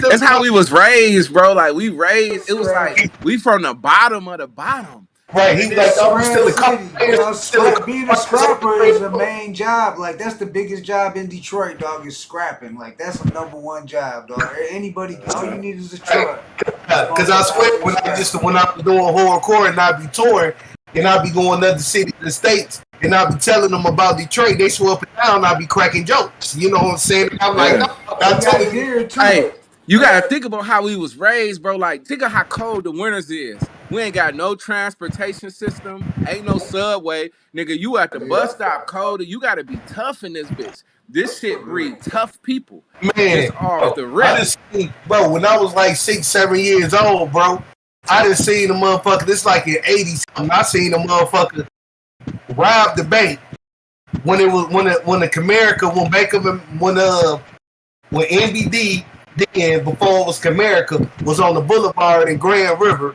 running that bitch and get away on the Dexter bus. It's back when the Dexter bus was everything. I heard about that. And Dexter Bus, that bitch run like nigga. That bitch used to I was run. there. I seen the shit, bro. That's crazy. Dexter, That's that shit wild. like a ghost town now. A lot of Detroit is. There's blocks with just like one house standing, couple house standing. I mean, Del Rey damn near tore down like that in Southwest.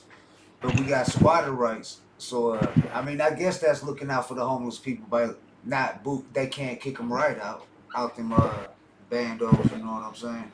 Because in the winter, homeless is rough in Detroit.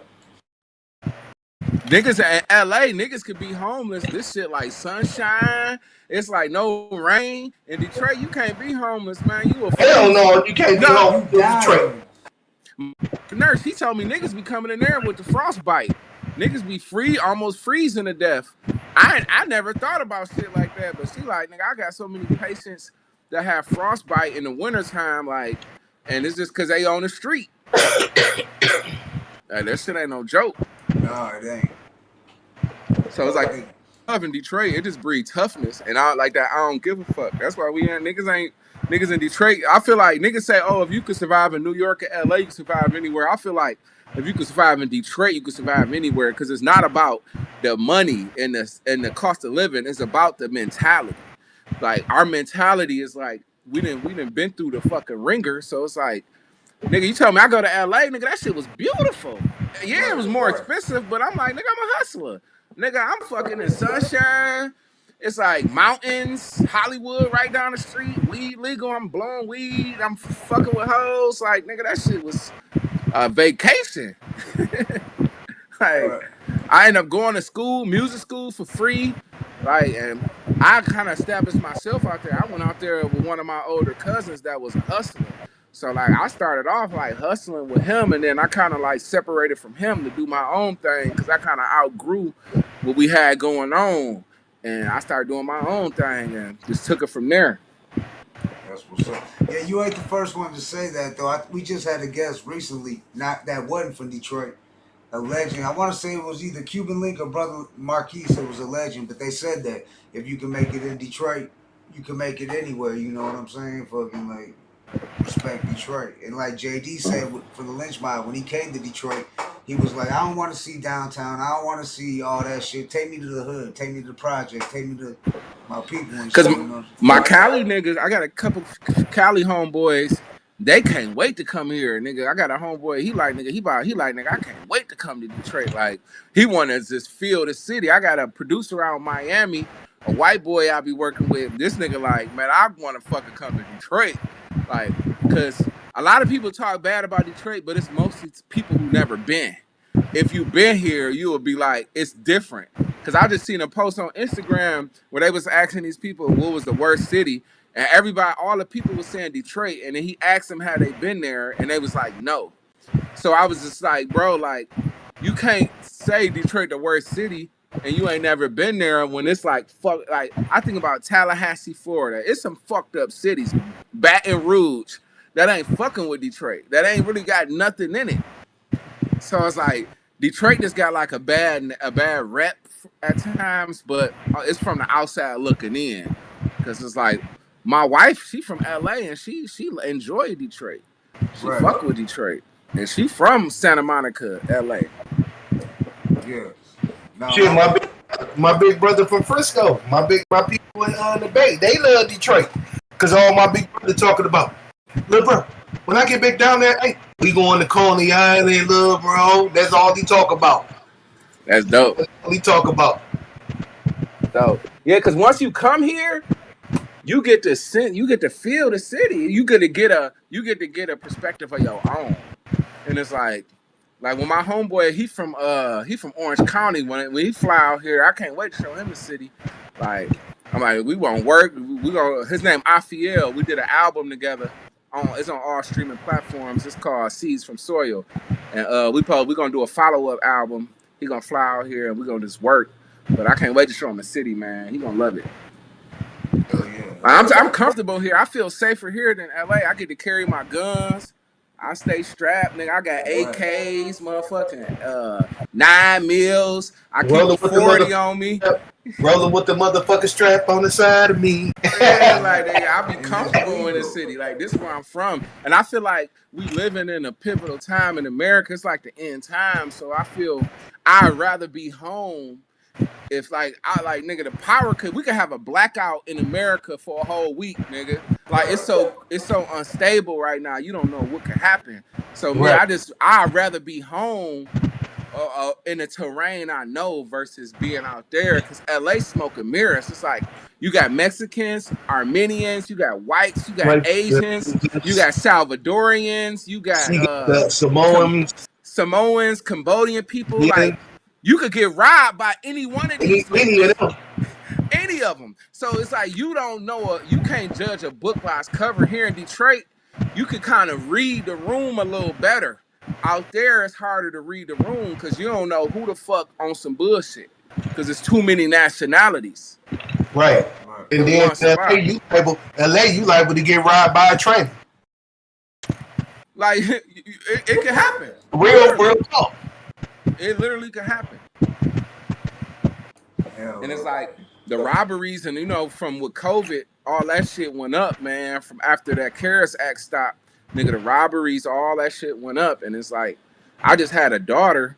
When I first moved back to Detroit, I had a daughter. My wife got pregnant, and then now she's pregnant with my son. So it's like, I gotta have straps. I got family. And I ain't got no felonies on my record. So it's like, I'm not about to get denied to carry no gun and live in no place where they gonna infringe on my rights. Like, I don't give a fuck about entertainment in Hollywood that much to where I'm gonna jeopardize my family's well-being. Right. And I don't want to be a criminal. I don't want to have to commit a felony every time I leave the house by carrying my gun unlawfully. Like, I don't want to put myself in that position. So it's like, I'm like, I'd rather be here, and I could try. I love that, you know, I travel out there all the time, but I ain't trying to live out there though. I'm straight. Yeah, it's normal seeing people with guns out, open carrying, all that. Around here, you don't even think twice. Don't nobody even look at you 2 times and shit. Yeah, facts. You know what I'm saying? Out there, it's like you committing a felony. It's like, nigga, I'm trying to just protect myself. Why I gotta be subjected to fucking going to prison or some shit, or being on probation or getting a felony and fucking my record up, when I just want to protect my body from great bodily harm? It's like like a win, lose-lose. Yeah, it was shit. The chief of police in Detroit, he said that. He said the people of Detroit need to arm themselves. We can't protect y'all. Our response time ain't quick enough. We can't protect everybody. I mean, when the chief of police says that shit, I mean, right. I mean, yeah, that's America, man. It's like, nigga, you never know when you might have to put a man down or somebody down for violating your rights and or trying to put you in great bodily harm. So as a man, we naturally protectors. So it's like, I'm 34. Like, I cannot put myself in a position where I can't be a protector. Like, I'm not comfortable with that shit at all. Yeah, at all. No, that's facts. That's facts. I believe you should be guns. That the laws, open carry, all that shit should be legal across country. Just like I think we should. You know what? It should be some restrictions on that, because if you give everybody open carry, you know you got the crazy motherfucker that just want to shoot people just for no reason. Yeah, but what really the law is, open carry legal because it ain't no law on the book against it. But in order to conceal, it's like this: like, you can open carry, but you need a license to get the CPL to conceal, and you can't open carry in a car because that's technically concealing. That's how a lot of niggas get caught up, trying to open carry and riding in a car, but you concealed. So it's like, if you got a felony, you can't do none of that. You can't even buy a gun. So it's like, it's just really like, you know, niggas just need proper gun education, because I would say hip hop and this negative ass music kind of fuel the fire to this reckless shit with guns, because a gun is an instrument of death. Right. See what it is? It's all a numbers bracket. See, the labels own stock in prison. So they gonna go out here and push this music and push that agenda because they getting paid two ways. They getting paid from the fans that's buying it and listening and streaming in the music, and then they getting paid from all these impressionable youngsters who want to go out there and live that, and they going to jail. They call it trap music. Like, nigga, it's a trap. It is like, a trap. They fueling the spirit, like the spirit, the music is spiritual because it's unseen. It's only felt. You can't grasp music. You can't hold it. It's a feeling.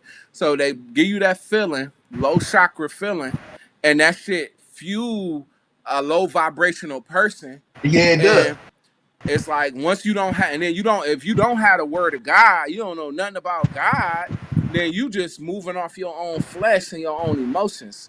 So that's why a nigga be in the gas station and shoot some niggas in the gas station that ain't got nothing to do with him and the clerk drama. Because the clerk won't let him out. But then again, the clerk was wrong on that one too. You know what I'm saying? But it's you like man with a gun, nigga so emotional, and gonna shoot some other niggas that ain't got nothing to do with none of this shit. Right, I agree with you totally, bro. It don't even make sense. Both of them was at fault, though. Both of them was at fault. Yeah. Clerk and my man. My man was at fault because all he had was taking him serious. He should have took that man serious when he said, "If you don't unlock this door, I'm shooting everybody in here." He should have unlocked that door because it was only about $3. It was a couple dollars, nigga. Like, what is a couple dollars? Like, it ain't worth nobody life. If he gonna get away with a couple cookies and a juice, like, nigga, let that nigga get away with it. It ain't worth nobody life. It's just a lack of respect for these men and these liquor stores and in these gas stations. Got a lack of respect for the community, and like that shit is very harmful. Right, that's just like that other gas station in Southwest. When my man was unarmed, he got into it with the clerk. He walked out the gas station. Once he left the threshold of that building, it was over with. But he decided to walk out there and go behind them and shoot. And it was another dude who left out the gas station. The clerk went up to the window. He outside the gas station, the door locked. He went up to the window and shot him from outside and killed him. And that nigga going to jail. Some Arab Chaldean dude. Yeah, that's the same one. Yeah. Because they was talking about how, because on the news they was talking about how the Street was in 4th Street need to train their clerks better. Because if you know you're scared of these people in Southwest Detroit, then why the hell you got your business out here? Now that shit was two gas stations beefing though. It was over gas prices. The gas station across the street, the Bazzies, they sent. I know the owners of both gas stations. They sent somebody over there first. People don't know about that with a bat threatening dude at the gas station who ended up shooting the other dude. So when they came back, he came back with his homeboy, and that's when he killed him outside the gas station. But it was up back when remember gas was like $5 a gallon. It was back then and shit in Detroit, and people was flipping out, and he dropped his price like 20 cents, something like that. So everybody was coming to his gas station, and they was trying to.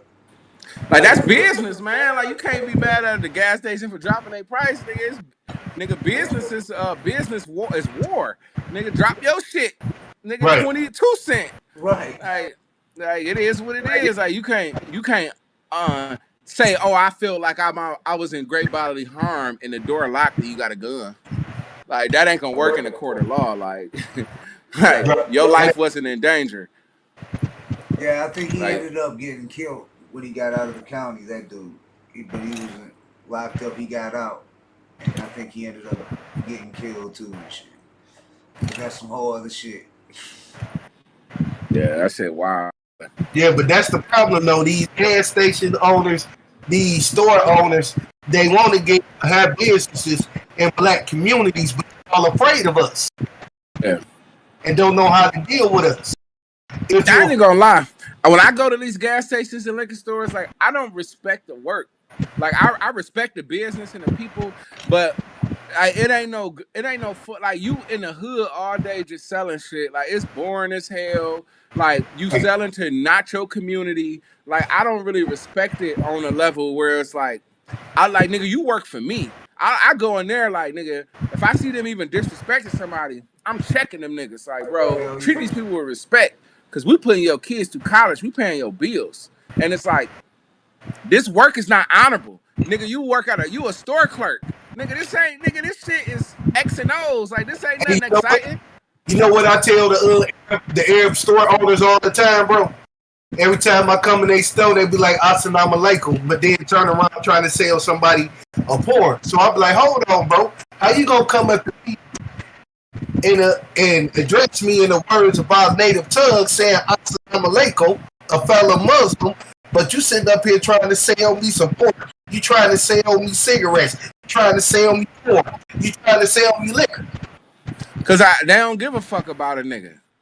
They don't give a fuck about a nigga, or no, they just wanna get their money and have less resistance as possible and act friendly. That's why I go to this liquor store across the street from my crib, man. Ain't no bulletproof glass. I know the clerks. Like, I like to go to places where it's no bulletproof glass and I could really like talk to the person. I don't like that bulletproof glass shit because it's like you don't trust the people here, so why you in here making money? Right. Like, I don't really. What liquor store by my house on Finkel in Fairfield, he got a bulletproof glass up. I know why Mark got the bulletproof glass up because it wasn't always there back in the day. It wasn't always there. Mm-hmm.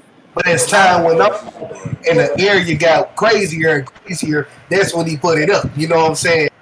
Mm-hmm. But as far as Mark go, when I come in the store, you know what I'm saying, he ain't sweating me. You know what I'm saying? He knows who riffraff is, and he know who's the good good people. Cause you go in some of these liquor stores and they got black people working in the back. Like, they hire black people. I fuck with them liquor stores where you'll go in there and it's a Chaldean man that run it, but he got black staff. Like, I feel like that's what they should do. Like, if you in a black community, hire some of these black motherfuckers so they can help you with your shit. Cause it's like that's in the community, give them jobs. They the buffer between you and the community, and you feeding their family and helping them, and it only makes sense. How you know, whatever area demographic you in, you need to hire some of them, the best of them, and you know what I'm saying, build a relationship with them, and that's gonna keep you from drowning or some bad shit happening, because they gonna be there for you, because you feeding them. You know what? I found out that with any business, black is good. You gotta find the right one, the right person, and the right person is there. I found that out when I was working at College of Creative Studies as a cook, and we had one white guy that was a cook that was on the team, right? And the majority of the students was white, right? But none of the white students want them to cook his food. That's great. None of him want them to cook his food. Somebody asked for a chicken sandwich. This white student, we don't want the white guy to do it. He can't cook. Yeah, it's you know what I'm saying? Because it's like it's only certain when it comes to all white people can't cook, all black people can't cook. But it's like right. White people got this thing about them where they ain't seasoning their food. You got to be around some soulful ass white people. It's some white people out here that can cook their ass off. It can. But like it's in certain parts of the world. But then there's other parts of the world. Like, I hear a lot of niggas tell me they go to Europe and they motherfuckers can't cook. They're like, the food is terrible. It is. You go down south. Them white people down south know how to cook. You know what I'm saying? You found white Bob, the white man named Bob on the barbecue grill, nigga. You know he throwing down. It's just like depending on where you from and that soul, right. that interaction. So it's like, you know what I'm saying? You gotta really kind of gauge that shit. Jelly roll. Shout out Jelly Roll. Salute, homies. Yeah. Oh man, especially as a man, gotta be able to hook some shit up. Man, one time, one of the teachers here came and got a chicken sandwich, right? And the way we do our chicken sandwiches, these ain't no made up patties. Like, I literally cut the breast myself, you know what I'm saying? Do the little, you know what I'm saying? soak them in a little buttermilk, you know what I'm saying, make them crunchy. Man, the teacher came was like, the other day, y'all little friend gave me a raw ass chicken. Oh man, nah, you gotta overcook chicken. You gotta, when it comes to chicken, yeah, I like, that's one thing. Everybody, that's one thing. Like, And then and he used to get mad at me and thinking it was a race thing because everybody wanted me to cook their chicken. But see, what he don't realize is that black people, we been cooking chicken since we was little. Yeah. And so, nigga, the black nigga, when I read the Bible, bro, I was reading the Bible some time ago, and I was reading about when the Israelites was in the they was in the forest, and they was in the forest 40 years, nigga. They was in there, they was frying chicken, they was frying bird. You know what I'm saying? Like, we've been frying bird since the biblical times, bro. Like, exactly. Like, this shit go deep. So it's like, one thing about chicken, yeah, I trust a black person before a white person. Like, white people can make good beef. One thing about, like, white people can make some beef and some steak. But when it comes to chicken, you gotta overcook that shit. You gotta, like, have that shit crispy. You can't just, like, bake that shit for about 20 minutes. Like, I need that shit in there for about 45 minutes, man. You know what I'm saying? Like, I see this shit on TikTok all the time where they be doing all that extra shit with the food, putting shit in Dorito bags and boiling fucking meat and shit. Nowadays, it's like, I feel like they doing this shit just for showing likes now. It's not even like a real thing. It's like people just do this shit just to get a reaction. Like, it's kind of crazy. Right, because when it comes to cooking chicken, I can cook chicken and don't need a timer and know when it's done. Nice. Cause nigga been doing it so long. Nigga been home by himself when he was about 10, 9 years old, 13 years old. Mama like, hey, make you something to eat. You know what I'm saying? Like, nigga learned that shit early. Right. And this motherfucker using the thermometer and the timer and still can't cook the chicken right. Cause like I need my shit crispy, man. Cause like, well, the thermometer said it was such and such, it was up the tip. I'm like, you can't go by that, bro. You can't look at it. You look at it, you will know. You gotta look at it, bro. Right, it can be up to temperature and still be cold and still be raw on the inside. Mm-hmm. Nah, that food, man, that shit ain't nothing to play. And then chicken can make you sick. You catch salmonella. Like, and then you can die from that shit. So it's like, you really gotta be on that. You really gotta be on that. Like, food ain't no game. Like, it's a skill. It's right, like pork, you gotta cook that at the right temperature. You know what I'm saying? The worms that's in it. Yeah, like, it's like rap, nigga. It's like, nigga gotta be able to cook. That shit a skill. Like, that's why all the women that can cook good get taken. If you want some of that authentic Mexican food, come down to Southwest Detroit, though. Come on down to Vernon. Shoot anywhere down Vernon Highway, we got you. Hit the taco truck. Longworth. For 7 years, I got addicted to Mexican food. So it's like, and my wife from LA, so she loved Mexican food. That's the only place I can take her is Mexican Town or Southwest Detroit to give her that feeling. Because she used to eating the best Mexican food in the world. Because it's like, the Mexicans out there, it's like everybody, it's Mexican spots everywhere. And that shit fire. It's flight. And it's like, and that's what I'll be looking forward to when I get to Frisco, bro. Because I know mom's gonna make some home cooked shit. You know what I'm saying?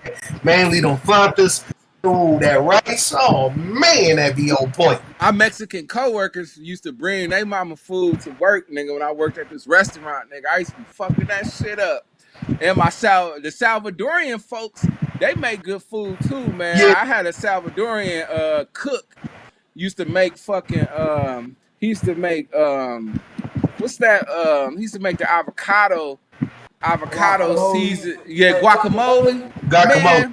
Man, this fucking Salvadorian man made the fucking best guacamole in the fucking world. I used to take that shit home to my wife. She'd be like, who fucking made this? I'd be like, such and such Salvadorian dude in the back. This nigga was crucial with it.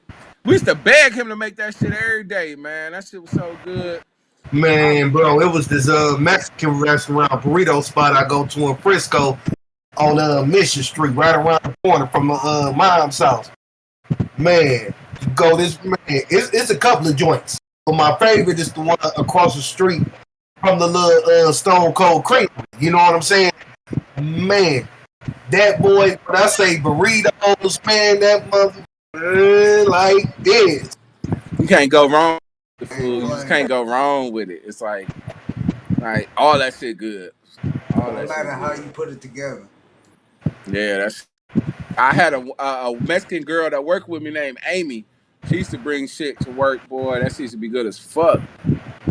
She from Southwest. I used to work at this nursing home. Amy was real as fuck. She used to talk to me about all the government conspiracy theories and shit.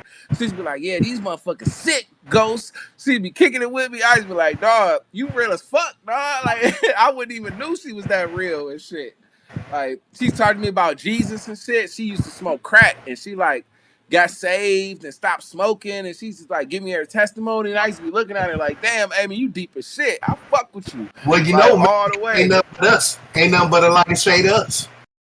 It's in the blood. Like it go back to the Mayan times. You know what I'm saying? Like, but you know what? See, the Mexican race came about when the African Moors made it with the Mayans. In the Christian codes, they say the Mexicans is contaminated with a percentage of our black blood. And then when you read the Christian codes that they used to have during slavery and shit, that's why they treat the Hispanics people the same, kind of the same way they treat us in a way. You get what I'm saying? They might, you get what I'm saying? It's a little different, but at the same time, they turn their nose up at us and them. That's why we gotta stick together, because it's like we like one thing the Mexican community got that the black community can learn. They do stick together. The family. Like that family sense, like they love family, they real family oriented, and they don't go against the family. And we can learn that from them. We can learn that from them, just how to stay, you know, make it like it's us versus everybody. Because the Mexicans in Cali, they be deep when they go out to eat and shit. It be like 12 of them. You be like, shit, they deep as shit. Like, man, see, with the Latin culture, that's one thing that gets me about the Latin culture. Because after doing my study and my research on the Latin culture, every Latin race has the family, the father or mother of their race is a black man or woman. And when you go look in the history of Mexico, you find a lot of darker Mexicans, a lot of architecture from back in the day. Where the Mexicans, like, they don't like to show the darker Mexicans, but it's Mexicans my complexion. What you think the Aztec temples is? Them are pyramids. Who else built pyramids? Yeah, because like we are, like one thing about like a lot of black people, like the Moors, for instance, they was navigating the waters before Columbus. They was over the 1100s, bro. Yeah, they was different places. Fighting wars, mating with people, mixing, doing all types of shit. Like we had been left Africa. Like before the white man went to Africa. Before slavery, we was already over here. Yeah, we already had came to America. Niggas was already in Mexico. We was already with the Indians. Black people was already with Indians mating. Actually, the first Americans are the ancient Africans. Like it was light-skinned Indians, darker Indians, and that's one thing they don't want you. They want black people like this. It's like when you look at Koreans, Japanese, Asian people. Like you got all these different Asian people that look similar, but they different. Like you can't if you call a Korean a Japanese, he offended and he gonna check you. It's the same thing with black folks. Just because we all look black don't mean we from the same lineage. A motherfucker could look just like me and be from a whole nother lineage. We from different tribes. We just look the same because we similar, but we not the same. And it's the same thing with blacks. But we are of the same people, though. Yeah, it's like you got Salvadorians, you got Guatemalans, and you got Mexicans. Nigga, they all different. A Salvadorian do not want to be called Mexican. He like, nigga, I'm from Salvador. Boricua, Cuba. Yeah. I mean, yeah, it's like, you know what I'm saying? We look similar because we family and we through the times we evolved to different places, but it's like it's still a difference. different language, and just different culture.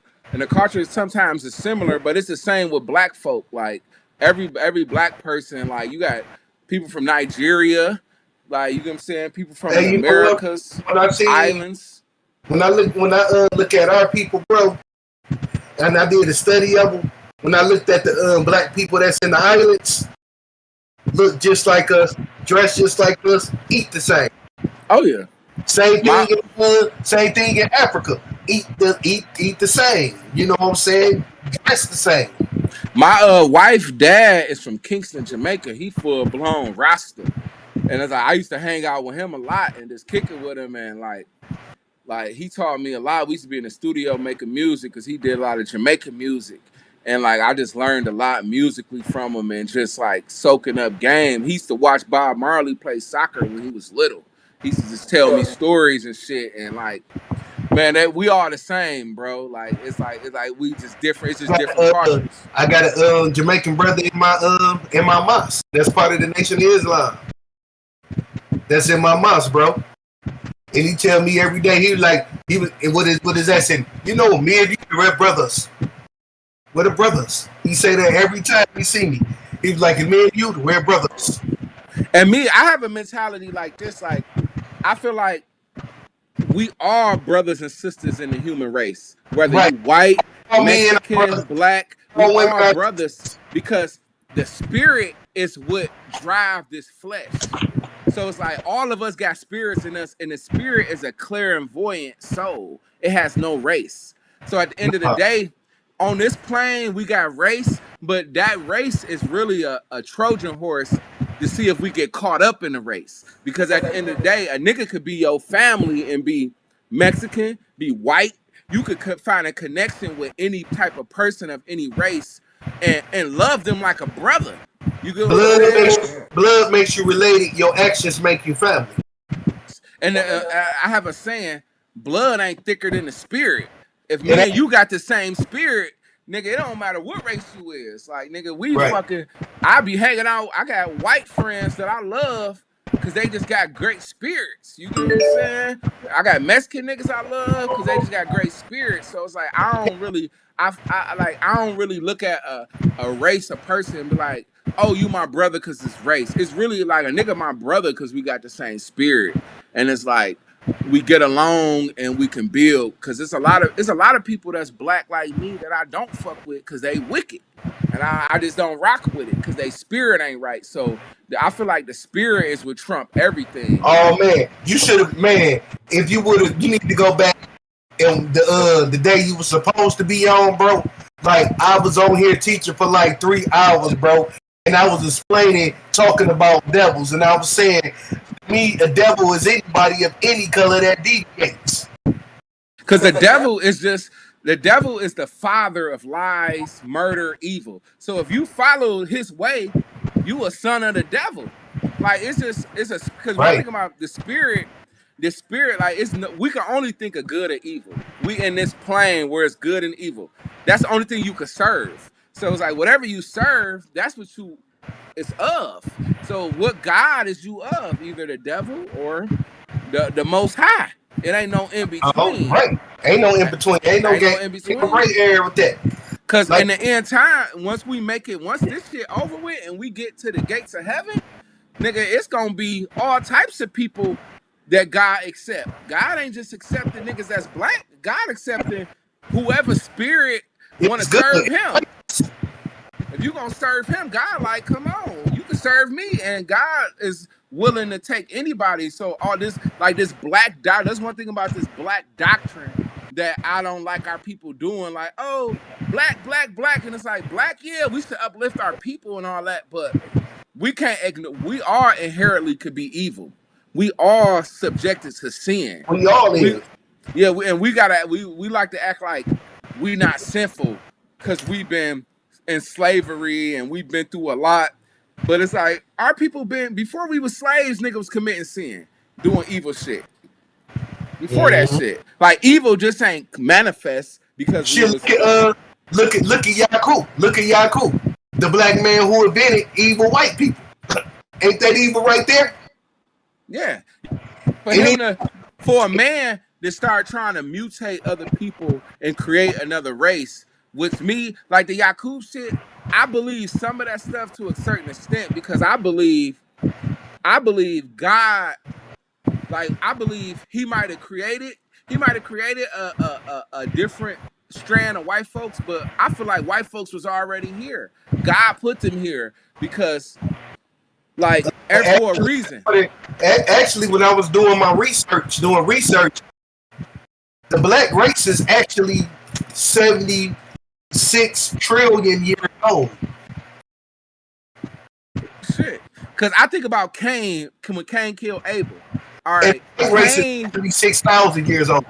Cain got Cain away and put a mark on him and changed the way he looked. And I feel like Cain could have been white.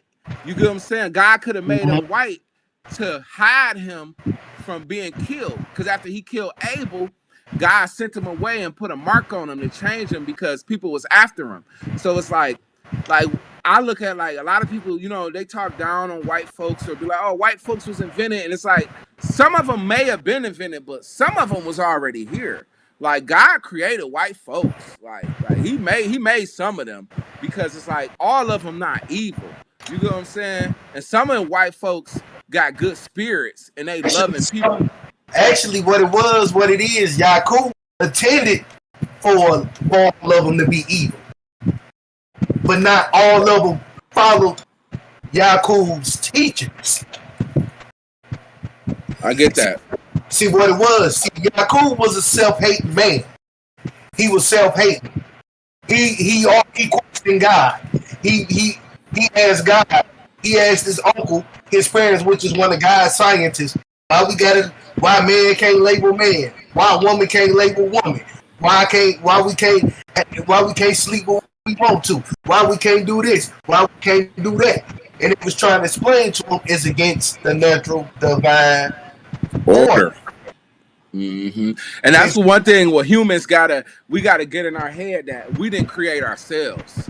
That at the end of the day, it's like when you as a man, like now that I got kids and a wife, like I think about how I want my kids to be obedient to me in my house.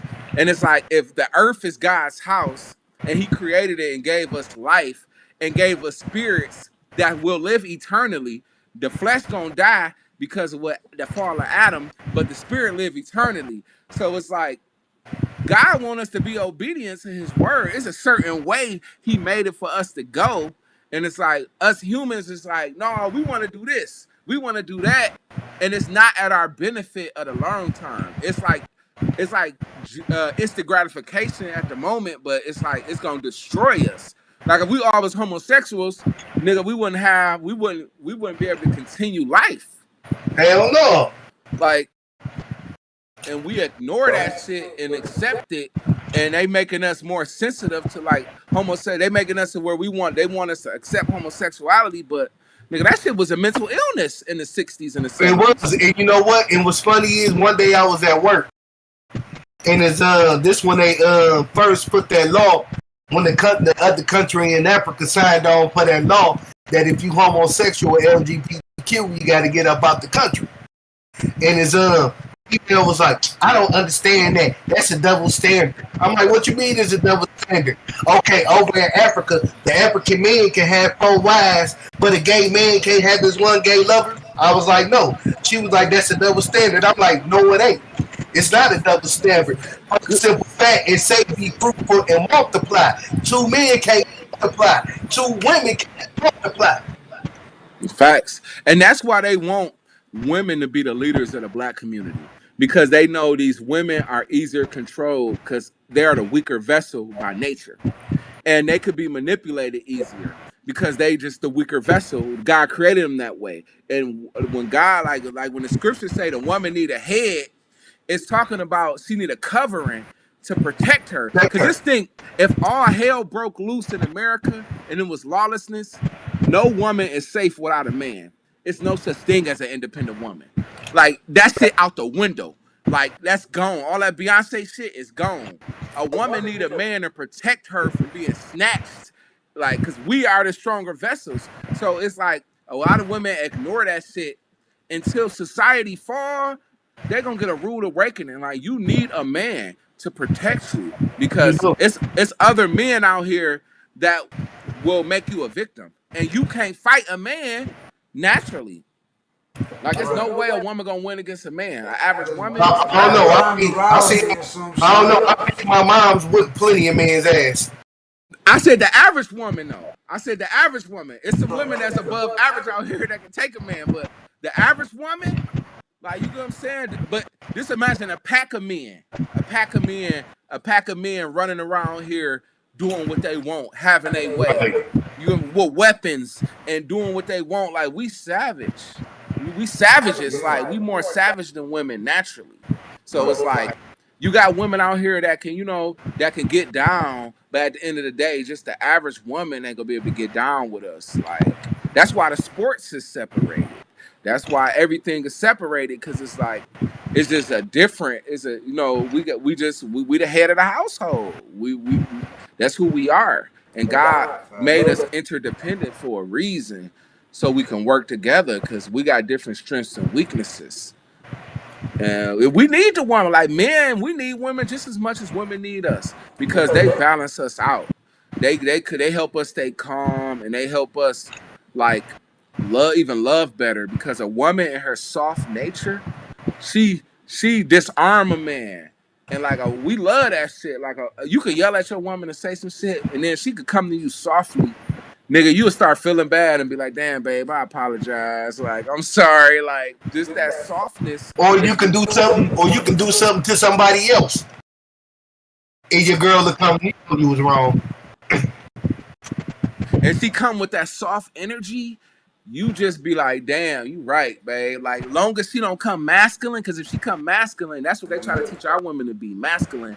And then we butt heads. But when a woman is in that nature, nigga, if she disarm a man, nigga, we right. We like, nigga, we melt. We like, damn, nigga, she's so soft and beautiful. Like, I gotta do it. I apologize. You know what I'm saying? Right, exactly. Yeah. And that's why they gotta realize their power. Like, their power is in that softness. And if they stay soft and loving, they got us. They power finger. See, their power is in their submission. But don't submit to any man. Yeah, you submit to a God. Submit to a godly man. Submit to a God.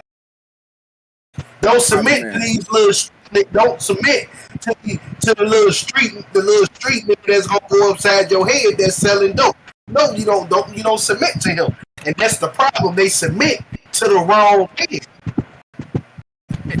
For money, they need to submit for the value of a man. It's the value of the man that you submit to, the character of the man. Like, money is just a byproduct of being a man, being a provider. You gonna make money gonna come and go, shit gonna be up and down at times, and that's just what it is. But it's the character and the essence of the man that you look at and be like, okay, I can deal with this man. It ain't, oh yeah, just because he got some money and he can get your nails done and hair done, like that shit don't mean nothing. Because at the end of the day, is what's his character? What's he like? Who do he answer to? Because a lot of men don't answer to God or answer to nobody. So you need, like you say, it got to be a godly man, because a godly man is gonna have some type of. He know he not. His word ain't everything. He know that he got to answer to the Elohim, and at the end of the day, is like that's what you got to have a God-fearing man, because that's what's gonna protect a woman and protect us all in the relationship. Because if you fear God, if I fear God, then I'm not gonna treat you a certain way, because I fear Him, and I know that if I treat you like wrong, that it's gonna come back on me, and God gonna punish me. So I have to fear that. And that's why the fear, they say that in the scriptures, hey, the fear of God is the beginning of wisdom. I like, nigga, like, we all got to fear God. Like, because that's what's going to keep you in check from acting out. And we got to know that. We got real talk in the building. The Conscious. You just tuning in, smash that like, share it around. So, let's get into some hip-hop. We getting into all types of stuff. But that's what I mean. We let the guests control the show. You know what I'm saying? Let me keep it moving. Like, Get us some hip hop. Yeah. This is all part of hip hop, bro. All hip hop is social commentary, bro. That's all it is. Right. All we're doing is taking what's in the streets and putting it in song and reporting what's going on. Because you know, shit was what inspires my hip hop, like the shit that's going on in our society, and for sure inspire my verses. And I'm rapping about them, I'm writing them. But like, yeah, if y'all got any questions, you know, this send them at me, man. Cause me, when it came to hip hop, I always was looked up to rappers like K Reno from the SBC from Houston. You know what I'm saying? Paris, people that be saying stuff like saying scientifically and putting mathematics in it. You know what I'm saying? And that always caught my attention. That's what caught my attention with X-Clan. Nah, facts, bro. That's what that's how I took my hip hop to another level. Just really looking at the conditions of my people, looking at the conditions of the world, like listening to Tupac and like all the shit he would question and society, like he would question society and bring up, like it's like Tupac would bring up the ironies in society and flash light on them to where you will see the hypocrisy in the world. And that's what I like to do in my music. Like I want to show people the hypocrisy in this shit so people can really see what it's all about, so people can unlock shit in their mind. Like it's barriers in people's minds, and it's like it's certain perspectives you can give them in a verse to where a nigga can unlock some shit in his mind, like, bro, this shit don't mean nothing, or I need to focus on this. And it's like that shit go a long way versus like when a nigga hit me up, send me a DM like, bro, your music did this for me. I learned this. I got a stronger relationship with God. Like I do this. It's like that shit means something to me and it feel a way. And it's like that shit more important than the nigga just be like telling me, oh, your music is dope. I like this. It's like I want to change somebody's life. I want to help somebody unlock perspectives in their mind versus just entertaining you. Like I'm not the nigga that's gonna entertain you. And I feel like I'm very entertaining when I do rap or do shows, but it's a different type of entertaining. It's more like you gonna sit back and really just listen and be like, this shit is crazy, this shit different. Versus a nigga just like, oh, I wanna have a good time. Like you having a good time, but your mind is moving and you dissecting what I'm saying. And to me, that's what's important for me to do, because that's who I am, man. Like I've always been a deep person, and I always been into the scripture, and I always, you know what I'm saying, I'm from the streets too, so it's like I got a gift to where I can connect to street niggas on some spiritual shit and rap. So it's like that shit everything for me. So who's your top influences in hip hop? Like influenced you the most, like in your style? Man, I for sure would put Pac in there.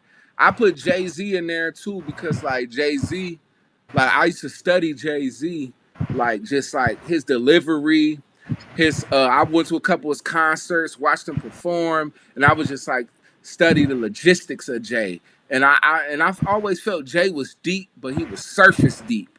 Like Jay would say some deep shit, but you would think it's surface, but once you really dig into it, you be like, oh, this nigga kind of deep. But he learned how to be commercially deep. So I was studying niggas like him and just different,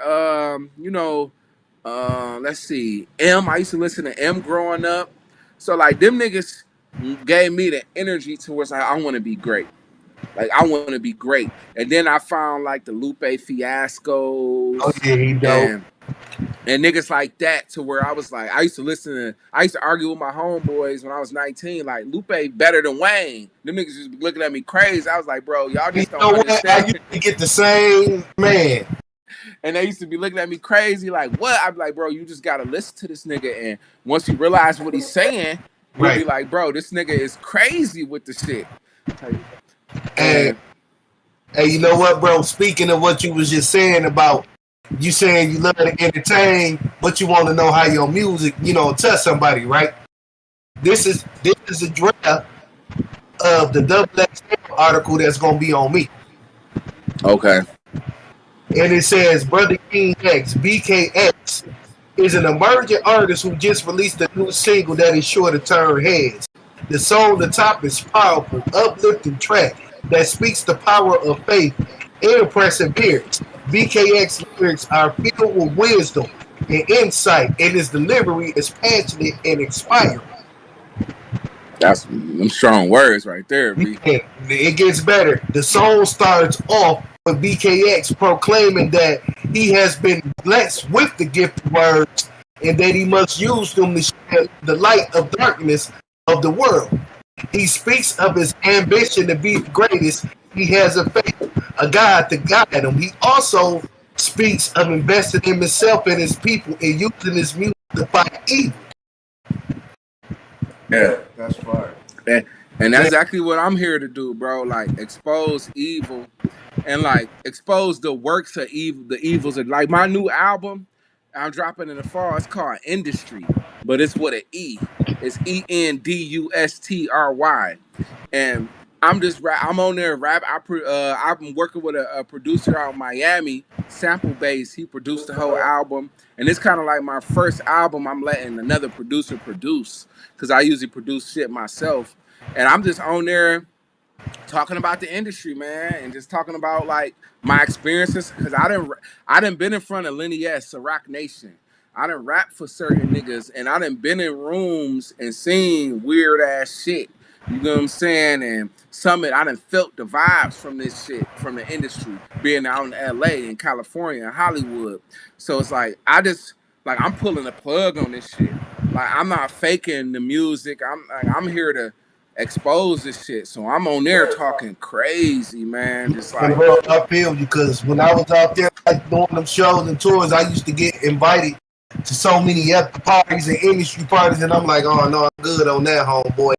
And everybody like, oh, what the fuck wrong with you? You don't want to come in and hear these hoes and this and that and blase split. Like, bro, it's more than that than just, bro. All that gold do not glitter, bro. Trust me. Yeah, I've been to like that's where I used to run it. I remember I was at one of Tyrese parties in his backyard, and I ran into so many celebrities at that party because my wife used to worked at a hospital, and she knew Siege Monstrosity. He a producer out in Hollywood, but he from Detroit, he from Puritan. So like she linked me up with him. Yeah, she linked me up with him. And he used to invite us to so much shit because he was cool with Tyrese and produced for him. And I met Rance through him and just a lot of different people. But I seen a glimpse of that Hollywood shit. Like we was outside in the backyard doing shit, but like Wiz Khalifa was there. Like you seen so many celebrities. Like you like no telling what was really going on. This nigga had a club in his backyard. This nigga had Benny Hanna's catering. Like this shit was like. What's up. This shit was crazy, dog. Like in that party, it wasn't like no weird shit going on, but I got a glimpse of because the nigga gave me a tour through the house. My spirit just got a glimpse of like, okay, like I know how this shit is. Like if they can get you, they'll get you. Like some way, somehow, like you got to be head over heels for this shit. And it's like I'm not head over heels for it. Like I'm a solid man, so it's like I can't be swayed. Like, especially when it comes to my sexuality and my love for God, like it ain't swaying for no material shit. Like, nah, never that. Right. Well, shit. Shout out Panda Chop. I want to ask you because he requested us to holler at you. He was like, man, you need to holler at Jay Ghost to Concious. How you and Panda Chop like? You know what I'm talking about? Panda Chop news. Panda. I got hit with him because he out in LA, right? Yeah. He out in Cali. How did I get he fuck with some of my LA people. I fuck with damn, who was it? I fuck with a producer named my nigga Slums. I think he fuck with Slums. Okay. I technically don't even remember how we connected, man. I think it was through Slums, and Slums is a Salvadorian, He a Salvadorian. I believe Slums might be Salvadorian. I don't think he's Mexican. And and then there's a girl named Jasmine Alvarado. She Mexican. She a singer out in Cali, and just I did a lot of music with them, and he might have seen them reposting my music, and then he tapped in with me because he a fan of like Detroit hip hop. Yeah. And me and Panda always chopped up. We chopped it up, and he'd hit me in the DM. We'd kick it. He a silly ass Asian dude, man. He funny as shit, dog. He funny as hell. And if it's not through him, it might be through. I got a Korean homie that produced in LA that I produced for me a couple times. It might be through him, but I kind of forgot how I got. It's been so long, and Panda. Man, he funny as hell, and he doing his thing now. Cause when I start fucking with him, he wasn't technically Panda yet. He was like, still figuring shit out. Right. And then when he started doing the YouTube shit, I was like, okay, he on to something. And yeah, just a cool ass dude, man. He fuck with the music, and he just genuine, man. And he into the culture, and he into like promoting the culture and just giving the real spiel behind the scenes. So like Panda, shout out to Panda, man. He cool nigga, man, and just like he love hip hop, man. So like me, and when it come to race, I don't care what race you is. You love hip hop, man. You fam, man. Come over here and rock with us, bro. This motherfucker right here, Jay Gutta, is my brother from the cradle to the motherfucking grave, bro. Like real talk. Like everybody think we met each other because of the group KDT, but we knew each other before KDT, before the group. We knew we already. I was already doing things, doing tours and shit. You know what I'm saying? Jay Gutta knew who I was, and I knew who Gutta was. Yeah, that's fact. That's real. That's real. That's real, man. I respect what y'all do, man. At the Smokers Podcast, man. I respect what y'all do, and just keeping hip hop alive and bringing real. I feel like this is authentic. Like this is what the game is missing. Just authentic conversation, authentic hip hop, authentic spirit into the game, and this shit gotta stay. You gotta keep this shit going because it's just authentic. Like I'm enjoying kicking it with y'all. It's all authentic, man. Niggas is being themselves. Man, we up for the best podcast in the D award. Yeah, we already pretty much won it already and shit. Pretty much. I ain't gonna say it officially, but fine, congrats, man. I hope y'all win it and take it home because it's like this shit authentic, man, and like it's the roots, like where it come from, where hip hop come from, and y'all actually connecting, like just y'all connecting with me. I know y'all connecting with real hip hop heads, cause like I'm a real hip hopper.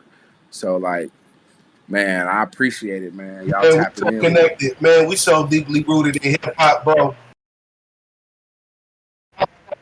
I brought Just Ice here, bro.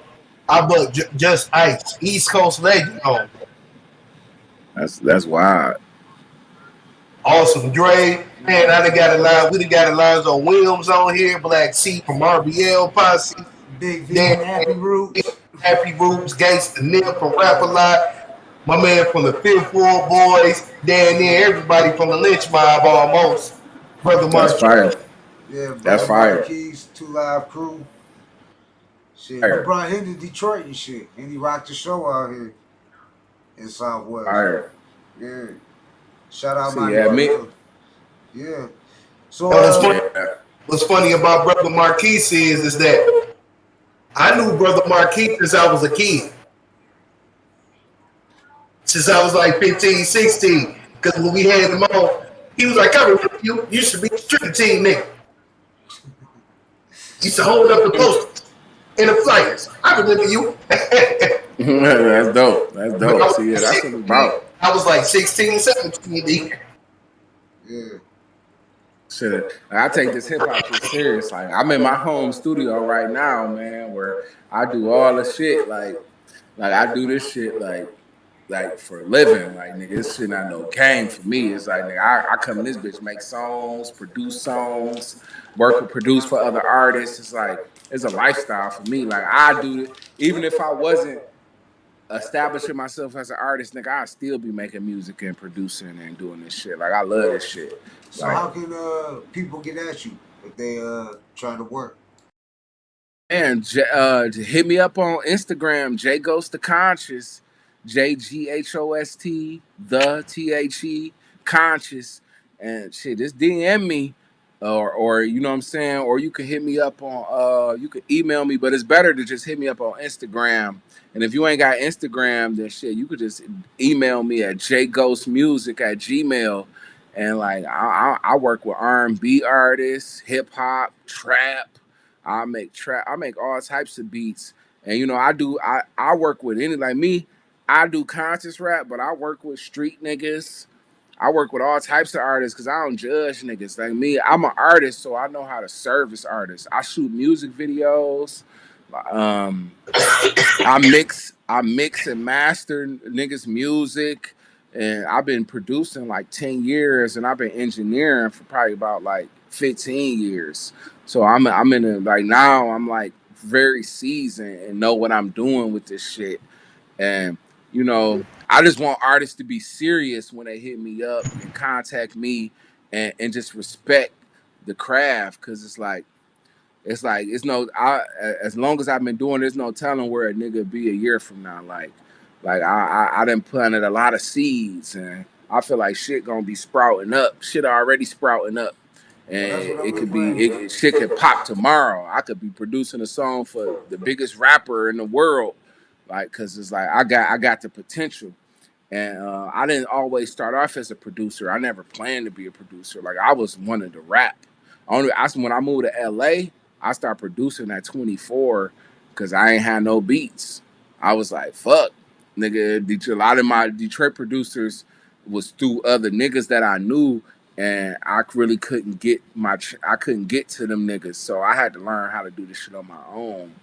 And having my own studio, I had to learn how to mix my own shit. And now that I'm great at it, it just opened up doors where I could get like, you know, work with artists and give them what they need and make money, and at the same time make people happy. So it's like, whether you need a music video, you need a beat, you need recording, mixing, mastering, I'm that guy. Cause it's like I'm gonna make sure you happy. Like I love artists, and I want to make sure when they leave my shit, they happy. I did photo shoots for niggas, mixed the song, and shot the video. You know what I'm saying? Like, and I got some good glass right now. I'm using. I'm definitely gonna be hitting you up, bro. Yeah. That I'm using right now to shoot music videos, and this bitch pricey. The camera was 40, like four grand. I already know how much that boy costs. Yeah, the lens. I got a 28-70 on here. This lens like 3200. So it's like I'm shooting 4K, 8K type of footage, and I got my own style. So it's like I'm always ready to work, produce. I record here at the crib. I play the keys, all types of shit. So it's like I ain't trying to brag, but it's just hard work and dedication, nigga. I always trying to add more shit to my repertoire so I can offer that to people. Cause there's a lot of artists out here that need work, man, and they need people that's serious, that's willing to, you know, nigga come record at your spot. You gotta have, you know, you want a nigga files to be safe. You want a nigga to be able shit to be in order, and I take that shit to heart when it comes to artists. Like, it ain't no game for me. Like, I really enjoy it, and I've been doing this shit over 10 years, and it's like I love it. Yeah, I already knew you was gonna be a dope artist when Panda Child told me, because I know Panda Child is a Royce the 5'9" fanatic and shit, and he knows a lot about Detroit hip hop, and like he studies Detroit hip hop. And then when he was like, you need to check out J Ghost the Conscious, you need to check him out, bro. This and that, like, so I already knew his shit. That shit was gonna be fire, dog, and I already knew that. I mean, and to reach out there in LA. I've been up at Heaven Studios too, man. I had a couple interviews up at Heaven, and this was right when they opened up the Heaven Studios for like for other artists to come in. But when I did my interview, the nigga Royce had shut the studio down again, and like they just they wasn't ready yet. I did an interview. I ended up doing a session with Young Rock and another artist, and they was in there. Like I've been up there a couple times, and it was cool experience. That I didn't end up getting the position because this nigga ended up shutting the studio down again, and then they opened it back up. But one of my homeboys that I know as an engineer and a producer, and he a videographer, he up in there working doing this thing, and I ended up chopping up with him the other day. I was like, nigga, congratulations, I seen you up at Heaven. He was recording Griselda in that bitch. And filming Griselda, it was all them Griselda niggas was in that bitch. It wasn't the original Griselda. It was just West Side Gun, Rome Streets, kind of like the new people and shit. Right. Like shout out like, Heaven Studios. Yeah, shout out Heaven. Where Heaven Studios at anyway? I heard about it. It's Birmingham, Michigan. It's in Birmingham over there, like by Royal Oak. Next to it's next to a boxing. All right, because I know Indie Music Management head said that's what they was gonna be paying for me to work out of. Like Royce usually that was like Royce Palace for him, but Royce found that he was basically trying to come up with a way where he could open up the doors for other artists to come through. He could make money. Other artists could come through, do their thing, and I figured like. I when I went, it was like the beginning of he was figuring it out. But now, like I think that they got the rooms, the A room, the B room, they got shit running, and they doing their thing now. But when I was going, the manager like Royce, I talked to the Royce manager. He like, yeah, Royce shut it back down. Like it was still in limbo, but like they wanted to fuck with me because I had the camera too, so I was able to engineer, but I had the camera to be able to do content and the studio session I went to, it was kind of weird because the manager wasn't there, Royce wasn't there. It was just Young Rock and his some people that was in there working with him, and it went pretty good. They just really wasn't working that much. They worked for about an hour, 2 hours, and was done and shit. And like, I really wish Royce was there because that's who I needed to meet, Royce, because like he would have really seen the potential that I had. And and the manager really wasn't there, so they really didn't know what I could offer. It was just the young dudes that I was working with. Roy's son was there too, so it's like. But I feel like I'm gonna bump into Royce soon. Somehow I'm gonna bump into Royce because it's like one of my young homies fuck with Royce, Courtney Bell. I fuck with Courtney Bell, and man, I've been chopping up with Courtney Bell for a while now. And Royce took him under his wing, and they got some shit going on. So I think that's dope. But me, like, yeah, I'm like an organic dude. Like, I don't like to do too much. Like, I like to, I like shit to happen organically. So I feel like organically, I'll be back in Heaven Studios some way, somehow, fucking with niggas, doing some work. You get what I'm saying? Like, I ain't really thirsty because I got my own stuff going on. But, like, I love to work and collab with folk. Like, I love that shit, man. It just got to be the right time. That's what's up. Well, shit, I want to make sure before we get out of here, and it's in 10:30. It's after 10:30 right now. Is there any shows that you want to promote, like album dropping, all that good shit? Well, yeah, this far, I don't have a date yet for my my album Industry, but just I'm constantly putting updates on my Instagram, and I'll be dropping soon. All my music is on all streaming platforms. Jay Goes to Conscious. They can, I got a YouTube channel, Jay Goes to Conscious, where I got at least probably like 60 music videos. I drop music videos sporadically. Like I just go out and shoot a music video, and I direct my own music videos, shoot them, and I got quality shit, man. My shit quality and it's independent. So I'm always working. So it's like just check out the YouTube, check out the Instagram, and just keep your ear out because a new album is finna come. It's already done, 13 songs.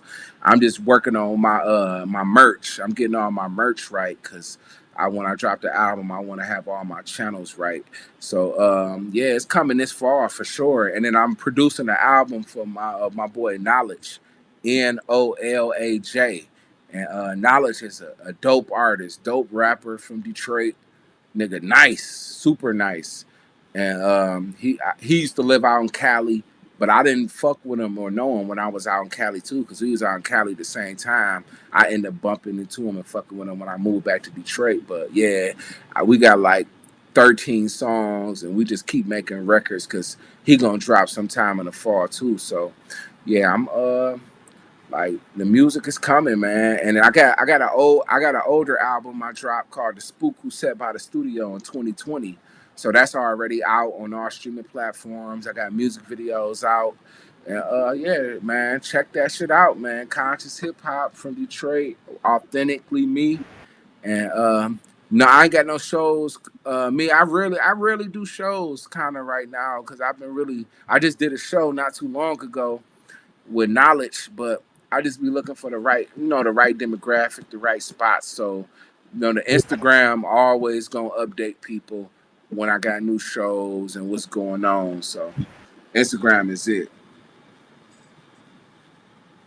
The Instagram and the YouTube's down there in the description. Just go scroll down and click follow, subscribe, show some love to J Ghost and Conscious.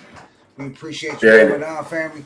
Brother King X, anything else? I know you want to collaborate and shit. I think y'all would be dope. You could do some dope music. Cause make sure y'all vote for Brother King X. Man, I'm already spiritually already feeling the energy and the connection from this brother already, without even having to even be in the studio with him. You know what I'm saying? It's just like he said, it's a spiritual connection. Because if I can't connect with you spiritually, then musically I can't connect with you. Yeah, that's real, bro. That's real. Yeah, man. Make sure, hit me up on the gram, bro. Send me your gram somehow. DM me so we could follow each other, man. Because we for sure gonna have to trade some verses and create something. Cause like the connection is for sure there. It's there, most definitely. I appreciate you, Jay Gutta, for being patient with me and allowing me to even be on the podcast, man. I appreciate you, my G. No, it's an honor. We're glad to have you on, and you're welcome on anytime. Just let us know when the album drops, all that. We'll promote it, push it, play the tracks. We played some music before you came out. We'll play a couple tracks before we get out of here too and shit. So, but it was an honor having you on, family. My G. We already connected just by the neighborhood and the area you said you grew up in. For sure. Yes, sir. Which I'm very familiar with that area. Lived there forever. That's where a nigga grew up, man. All my sisters went to Mumford and shit. I went to Oak Park High School because by the time I got to 9th grade, my mama moved to Oak Park for a little while. But I grew up my whole childhood, middle school. When I got to Oak Park, that shit was so gravy. I was like, this shit is the fucking amazing. I started off in high school. I started off at Mumford because how they did it, if you lived on Puritan, but on this side of Puritan, between Puritan and Fecal, they sent you to Central. Then from Puritan and 6, between Puritan and 6 Mile, they sent you to Mumford. My grandma lived on Turner between Puritan and 6 Mile. And I had an older female that I was dating in middle school that was in the 10th grade when I was like in the 7th grade. Damn. So I called myself gonna follow her and go to Mumford. And then I went to Central because I realized that's where all my homies was at. Yeah, my mom graduated from Central. My sisters went to Mumford, so like, yeah, I'm familiar, bro. I used to play football at Central. One thing about Central, I know Central had that dog ass football squad. Hell yeah! In the day. I mean, Coach Thomas was the truth, man. Them niggas was back in the day. He passed away. Rest in peace, Coach T.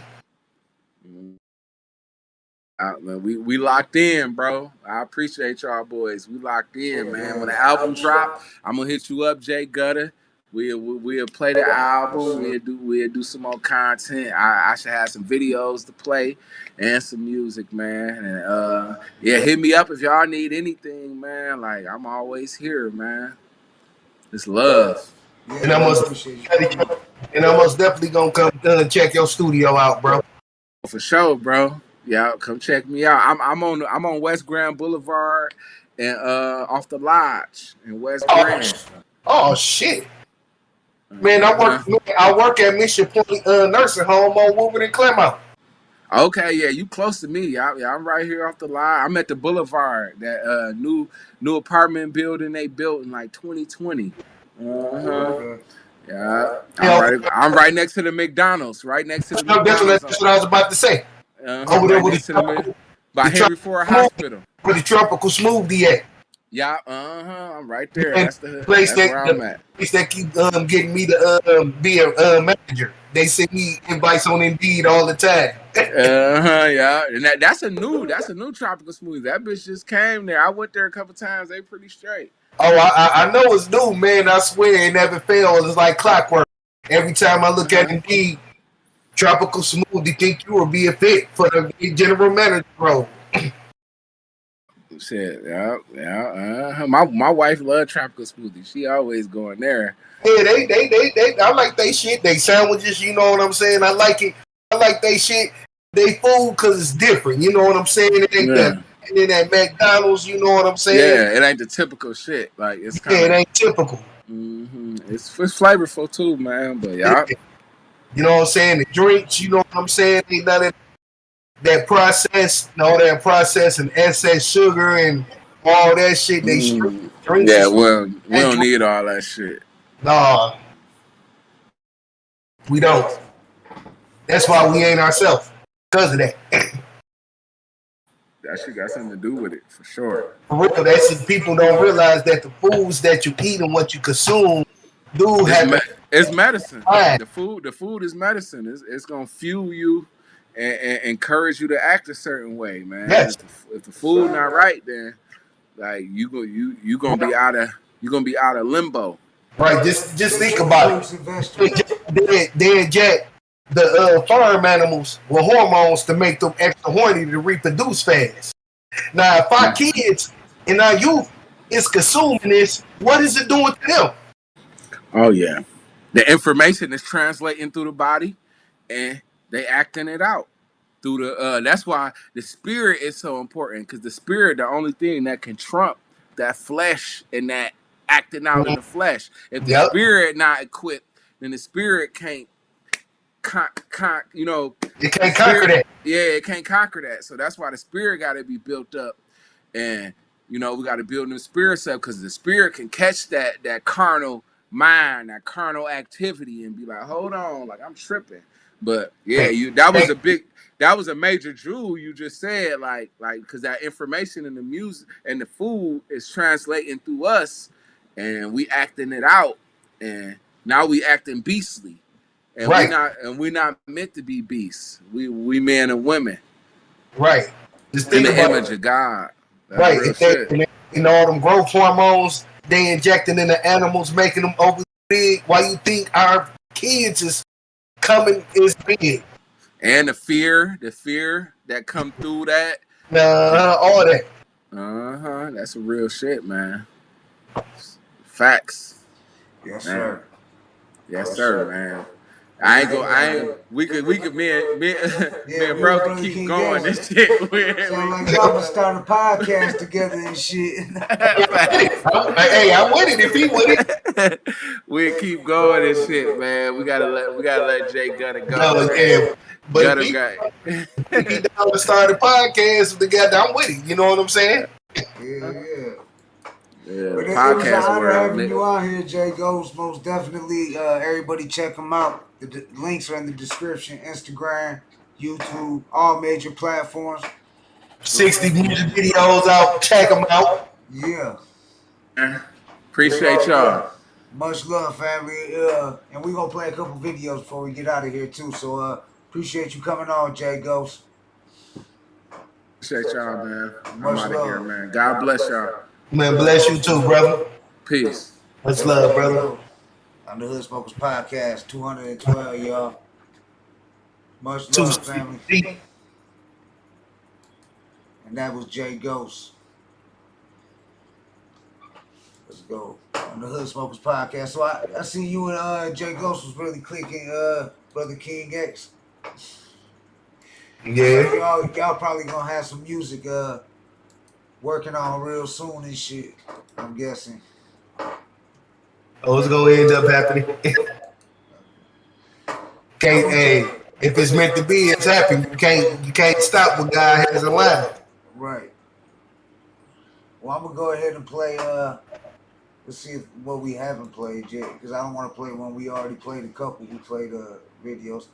We gonna go to the Selfless Freestyle, produced by Tony. Wait, hold on. Look, I'm gonna play one that he produced.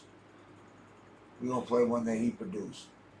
He was talking about industry freestyle, industry spelled with an E. We gonna go ahead and play that one. Industry freestyle, produced by J Goes to Concious. Let's get it on the Hood Smokers Podcast. Yo, hey, where you headed? Yeah.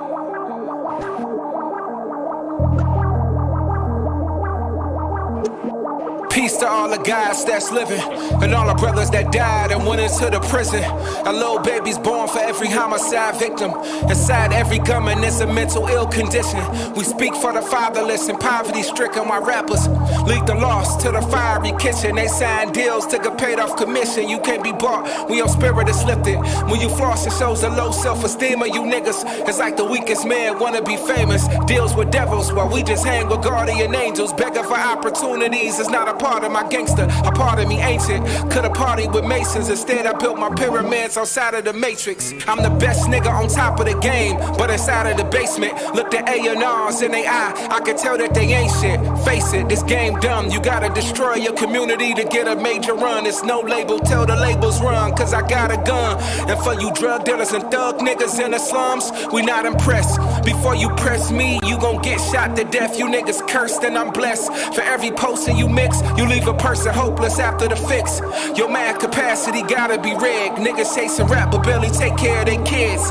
Can't be around you niggas, rather down you niggas. I'm prolific and profounder niggas. Plus the industry dead, the art missing God. They just want attention instead. We a different breed, where was you niggas bred? Niggas say they sold weight, but raps don't hold weight. Come to Detroit, niggas turn bait. The flow surfer, but my mouth clean as Colgate. Niggas can't rap with me cause the flows don't penetrate. Cause the flows don't penetrate.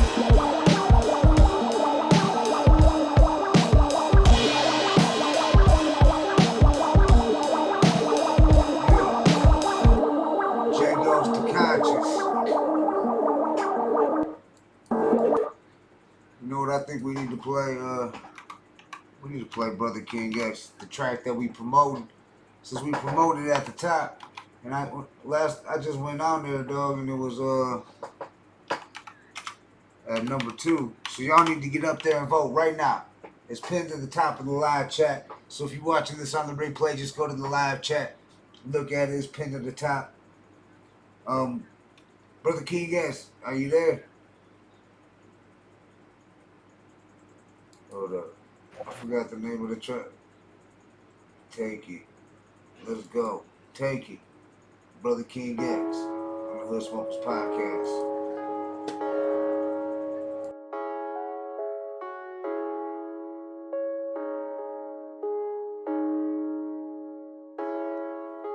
You claim that you're down, but I know that you're scared. Cause every time I look up, you counting white people's cash. It's backwards how we love our open enemy. Them racist son of a devil's been rapping us for eternity. You choose not to say nothing. Put it in the air. Hustling is a habit. Handouts keeps most compliant. Open up your eyes, stop sleeping with the opposition. Appreciate your own, stop sleeping with them cave women. Take it. Right. They can't take it. They can't ride. They can't take it. They ain't down to ride.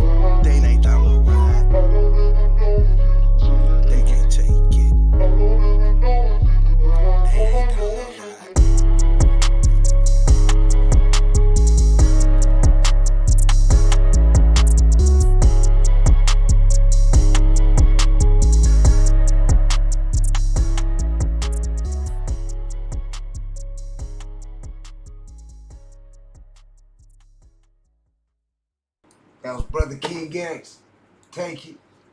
Live on the Hood Smokers Podcast. Make sure you go vote right now.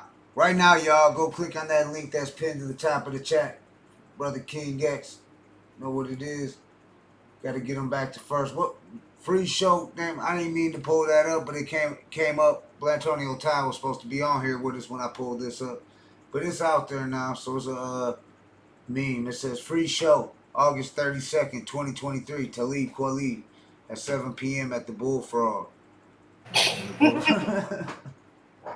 Just so y'all know, that's August 32nd. Make sure you there, 7 p.m. at the Bullfrog if y'all want to see Talib Kweli. I ain't even mean to pull that up. But since I did pull it up, I got this old high school picture of Talib, real name Green. I mean, we got to get a disclaimers. We get disclaimers and all that.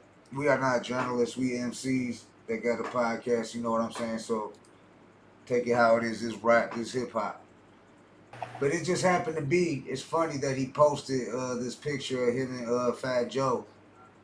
You know what I'm saying? After he got into it with us and Blatonio pretty hard in that video he posted. Blatonio got more views than anything on his channel in like less than 12 hours. And he had shit posted, like clips from his podcast and shit like that. And it was getting more views and it was bringing people to us. And as soon as I leave a comment, I get fucking the Hood Smokers Podcast gets restrictions on it. Talking about our shorts won't show up and only people that subscribe. So make sure you go down there. That's down there in the description too. And follow us on Instagram. Hey, Talib got the feds, his brother, Meta and shit. Trying to do that shit. It is what it is. Shout out Kid Vicious. We got, as a matter of fact, our next guest coming up. Isn't that who we got coming up, I believe, Wednesday night? Because we live every Wednesday and Saturday night. If you didn't know, if you just tuned into the Hood Smokers Podcast, usually there's three of us. I'm Jay Gutta. That's Brother King X. Blatonio Todd was with us for a minute, but he something about a house party. I forgot what he was talking about. Yeah, pull him out. Pull him out. Pull him out. That was for the mile. Hold up, what is that? I know I got to shout out DJ Henhouse. I'm seeing this stuff on here. Here we go. I know I got the flyer up here. I gotta have it up here. I know I got it up here. Make sure you go vote too. We winning in the best podcast in Detroit. We #1. And we ain't just winning, but I ain't gonna brag and boast though, cause that ain't my style. I mean, good luck to everybody, all the contestants out there. It's all love. Ain't no beef. We can work. We ain't hating. We try to network and shit. Ain't no hate this way. Shit, where the fuck is that shit at? Man, I'm scrolling all through shit. Oh yeah, Ryan Glover. I think that's the next episode, Wednesday night. Let me see the date on the flyer. Let me click on it. Yeah, August 23rd. Ryan Glover's next one on deck. He got a lot to say about Talib. So make sure y'all tune in. If you want to hear about Talib Kweli, if you watching this Talib, tune into that episode because we got also maybe a special guest appearance from certain somebody that you just had their Instagram yanked down because they was talking about some shit, some weirdo shit that doesn't surprise me because I see you take the picture with the beluga whale. You know what I'm saying? I don't like to stir the pot and talk shit, but you came at us first, dog, so it is what it is. So I see how you be trolling people, and the people you got backing you up, a bunch of Karens and shit, reporting profiles and doing that dumb shit and talking shit, sticking up for you is the people that probably voted for Trump that you talking about. We Trump supporters. Man, fuck Donald Trump. What the fuck? You got us. I'm probably going to... We might not get monetized if I say some shit like that, but I'm keeping it 100 and shit. You fucking... He's a troll, dog, the shit he says. And shout out to Kid Vicious and the Alien Gang, too, and shit. But they might be even You never know who might pop on the Hood Smokers podcast. You know what I'm saying? So that's Ryan Glover. That's this Wednesday. Make sure you tune in. Right about it. That ain't even good to be a Trump supporter because you know where his ass going. Right. Exactly. He trying to stay out of jail. Like I think it was Charlemagne the Guy said something about how he was, I forgot what he said. Like anybody that tries to say like Trump was the first like black president or whatever and shit, really, because he like trying to go against the government type shit. He said he got 93 felony motherfucking indictments, but ain't been put in handcuffs and ain't been got one mugshot. Now tell me that wouldn't have like, so how can you even say that? You know what I'm saying? That ain't happening this shit. You know what I'm saying? So Trump, dog, I don't like getting into the politics about Trump and shit like that, dog. I mean, shit, he called Puerto Rico indictments in Georgia. Right. Yeah, I know. Ain't no walking away from a RICO indictment. Once you get one of those, brother, I don't care who you is. Dog, the feds got a 99.9% conviction rate. They watch motherfuckers for years. They'll watch you kill somebody just to wait till they got enough so they know they can have their case 100% almost. They 99.9% conviction rate. When the feds get you, it ain't like the police getting you. When the feds get you, they know they got enough on you to get your ass and shit. And see, and that's what they was doing with Trump. They was after Trump for shit he did before he even got in office. Right. He tried to, didn't he fire the head of the FBI or some shit as soon as he got in office? Or he tried to get him fired or some shit? Something like that. Yeah, because he knew he was doing some dirty shit. I mean, shit. That whole shit, having the Capitol building stormed, where was he at? He was hyping that shit up. He wasn't nowhere to be found. He was safe. So all y'all motherfuckers that was supporting him doing that shit, you see how he played y'all, right? And y'all gonna support that and shit. That shit, man. And you, like they said, you ain't gonna change his ways, dog. That old motherfucker. That's what Charlemagne the Guy said. He ain't. If you think Trump changed, he ain't changed, dog. I'm looking at these old episodes. Shout out Just Ice 3, Monte Cristo, New Life, Jack Frost, DJ Lowe's, Brother Marquise. I'm just scrolling down on the page. Here's something for Talib. Here you go. Here's one of the videos he didn't like too much. I think this might have been the one he posted on the page. You denied me as your brother. Further went on to call me a white boy. To accuse me of rolling with Alien Gang, people like Kid Vicious. Our mutual friend. No mutual friends of mine. Those are your friends. I don't support white supremacy or Nazis or anything like that. That's yours. That's why I owe you an apology, because I feel like I secretly... Stop right there. I really have a problem with your white fans trolling me and believing your ideals, but I'm gonna let that go. I apologize as well. Bring the camera over here. I don't have the same bank account as Talib Kweli. I grew up broke, and I'm still broke. So I apologize for the poor quality, but you chose to watch this. The people's.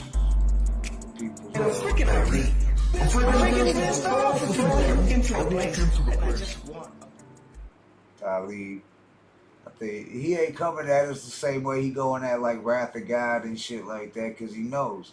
He already knows, dog. Like, what the fuck? He ain't backing down, dog. Shout out Wrath of God. He ain't backing down either, but I mean, he trying to extra bully you and shit. They kind of like, he started seeing like our shit was like he was actually helping us out. Shout out to Talib for helping us out and shit, because people was doing their research once they seen what we was about. And they was like, damn, these motherfuckers got legends on here. People we fuck with, people we grew up listening to, shit like that. Shout out to Smokey the Bandit too and shit. We just had him on the last episode. Shout out to Chi-Town. Shout out J Ghost.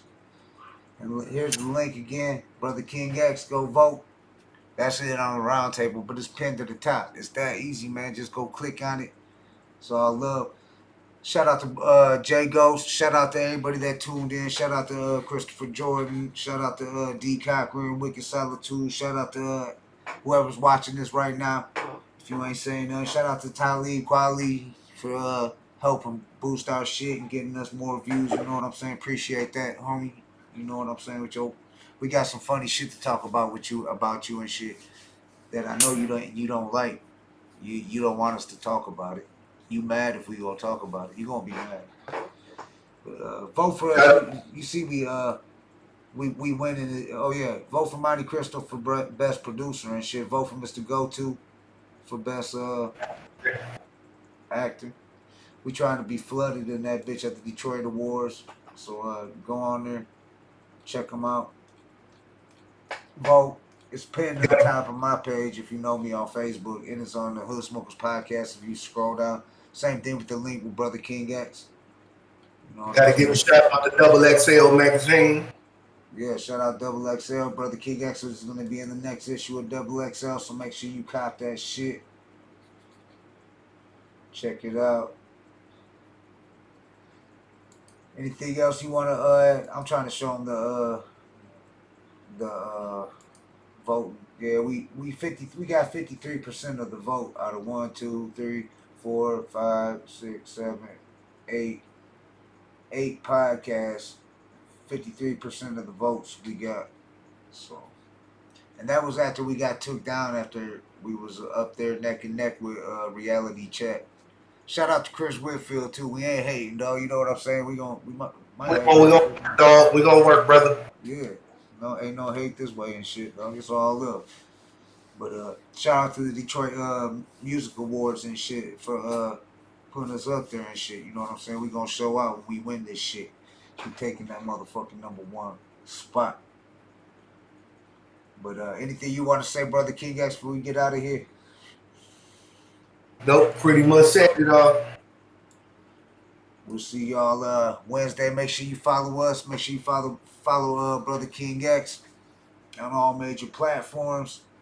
From when the new single drops, you know we gonna be playing it. So and make sure you go vote. Man, it's pinned at the top of the chat. Go vote now. We ending the show. It's over. So go vote. Just go click. I see y'all viewers up there. Go vote. Go click on it. Go do both them votes. Yeah. Throw a couple dollars on there. Just throw a couple dollars on that vote. They're $1 a vote. $10 is the minimum. Yeah, so go ahead and do that. And make sure y'all go and vote for the Hood Smokers Podcast and the D Awards for Best Podcast. Vote for Monte Cristo, Best Promoter. Both voting Go-To Best Actor. Yes, sir. And we out this bitch, the Hood Smokers Podcast. Peace. What up, dog? Welcome to the Hood Smoker Podcast, the hottest #1 podcast based out of Detroit, Michigan. And now, with your hosts, Jay Gutta, Brother King X, Blatonio Todd, and the rest of the Hood Smoker Squad. We don't do no Vlad stuff. We don't do no Adam stuff. We keep packing in the legends, respect them, and keep adding up. So pack a blunt or two, maybe grab a brew and a snack for you.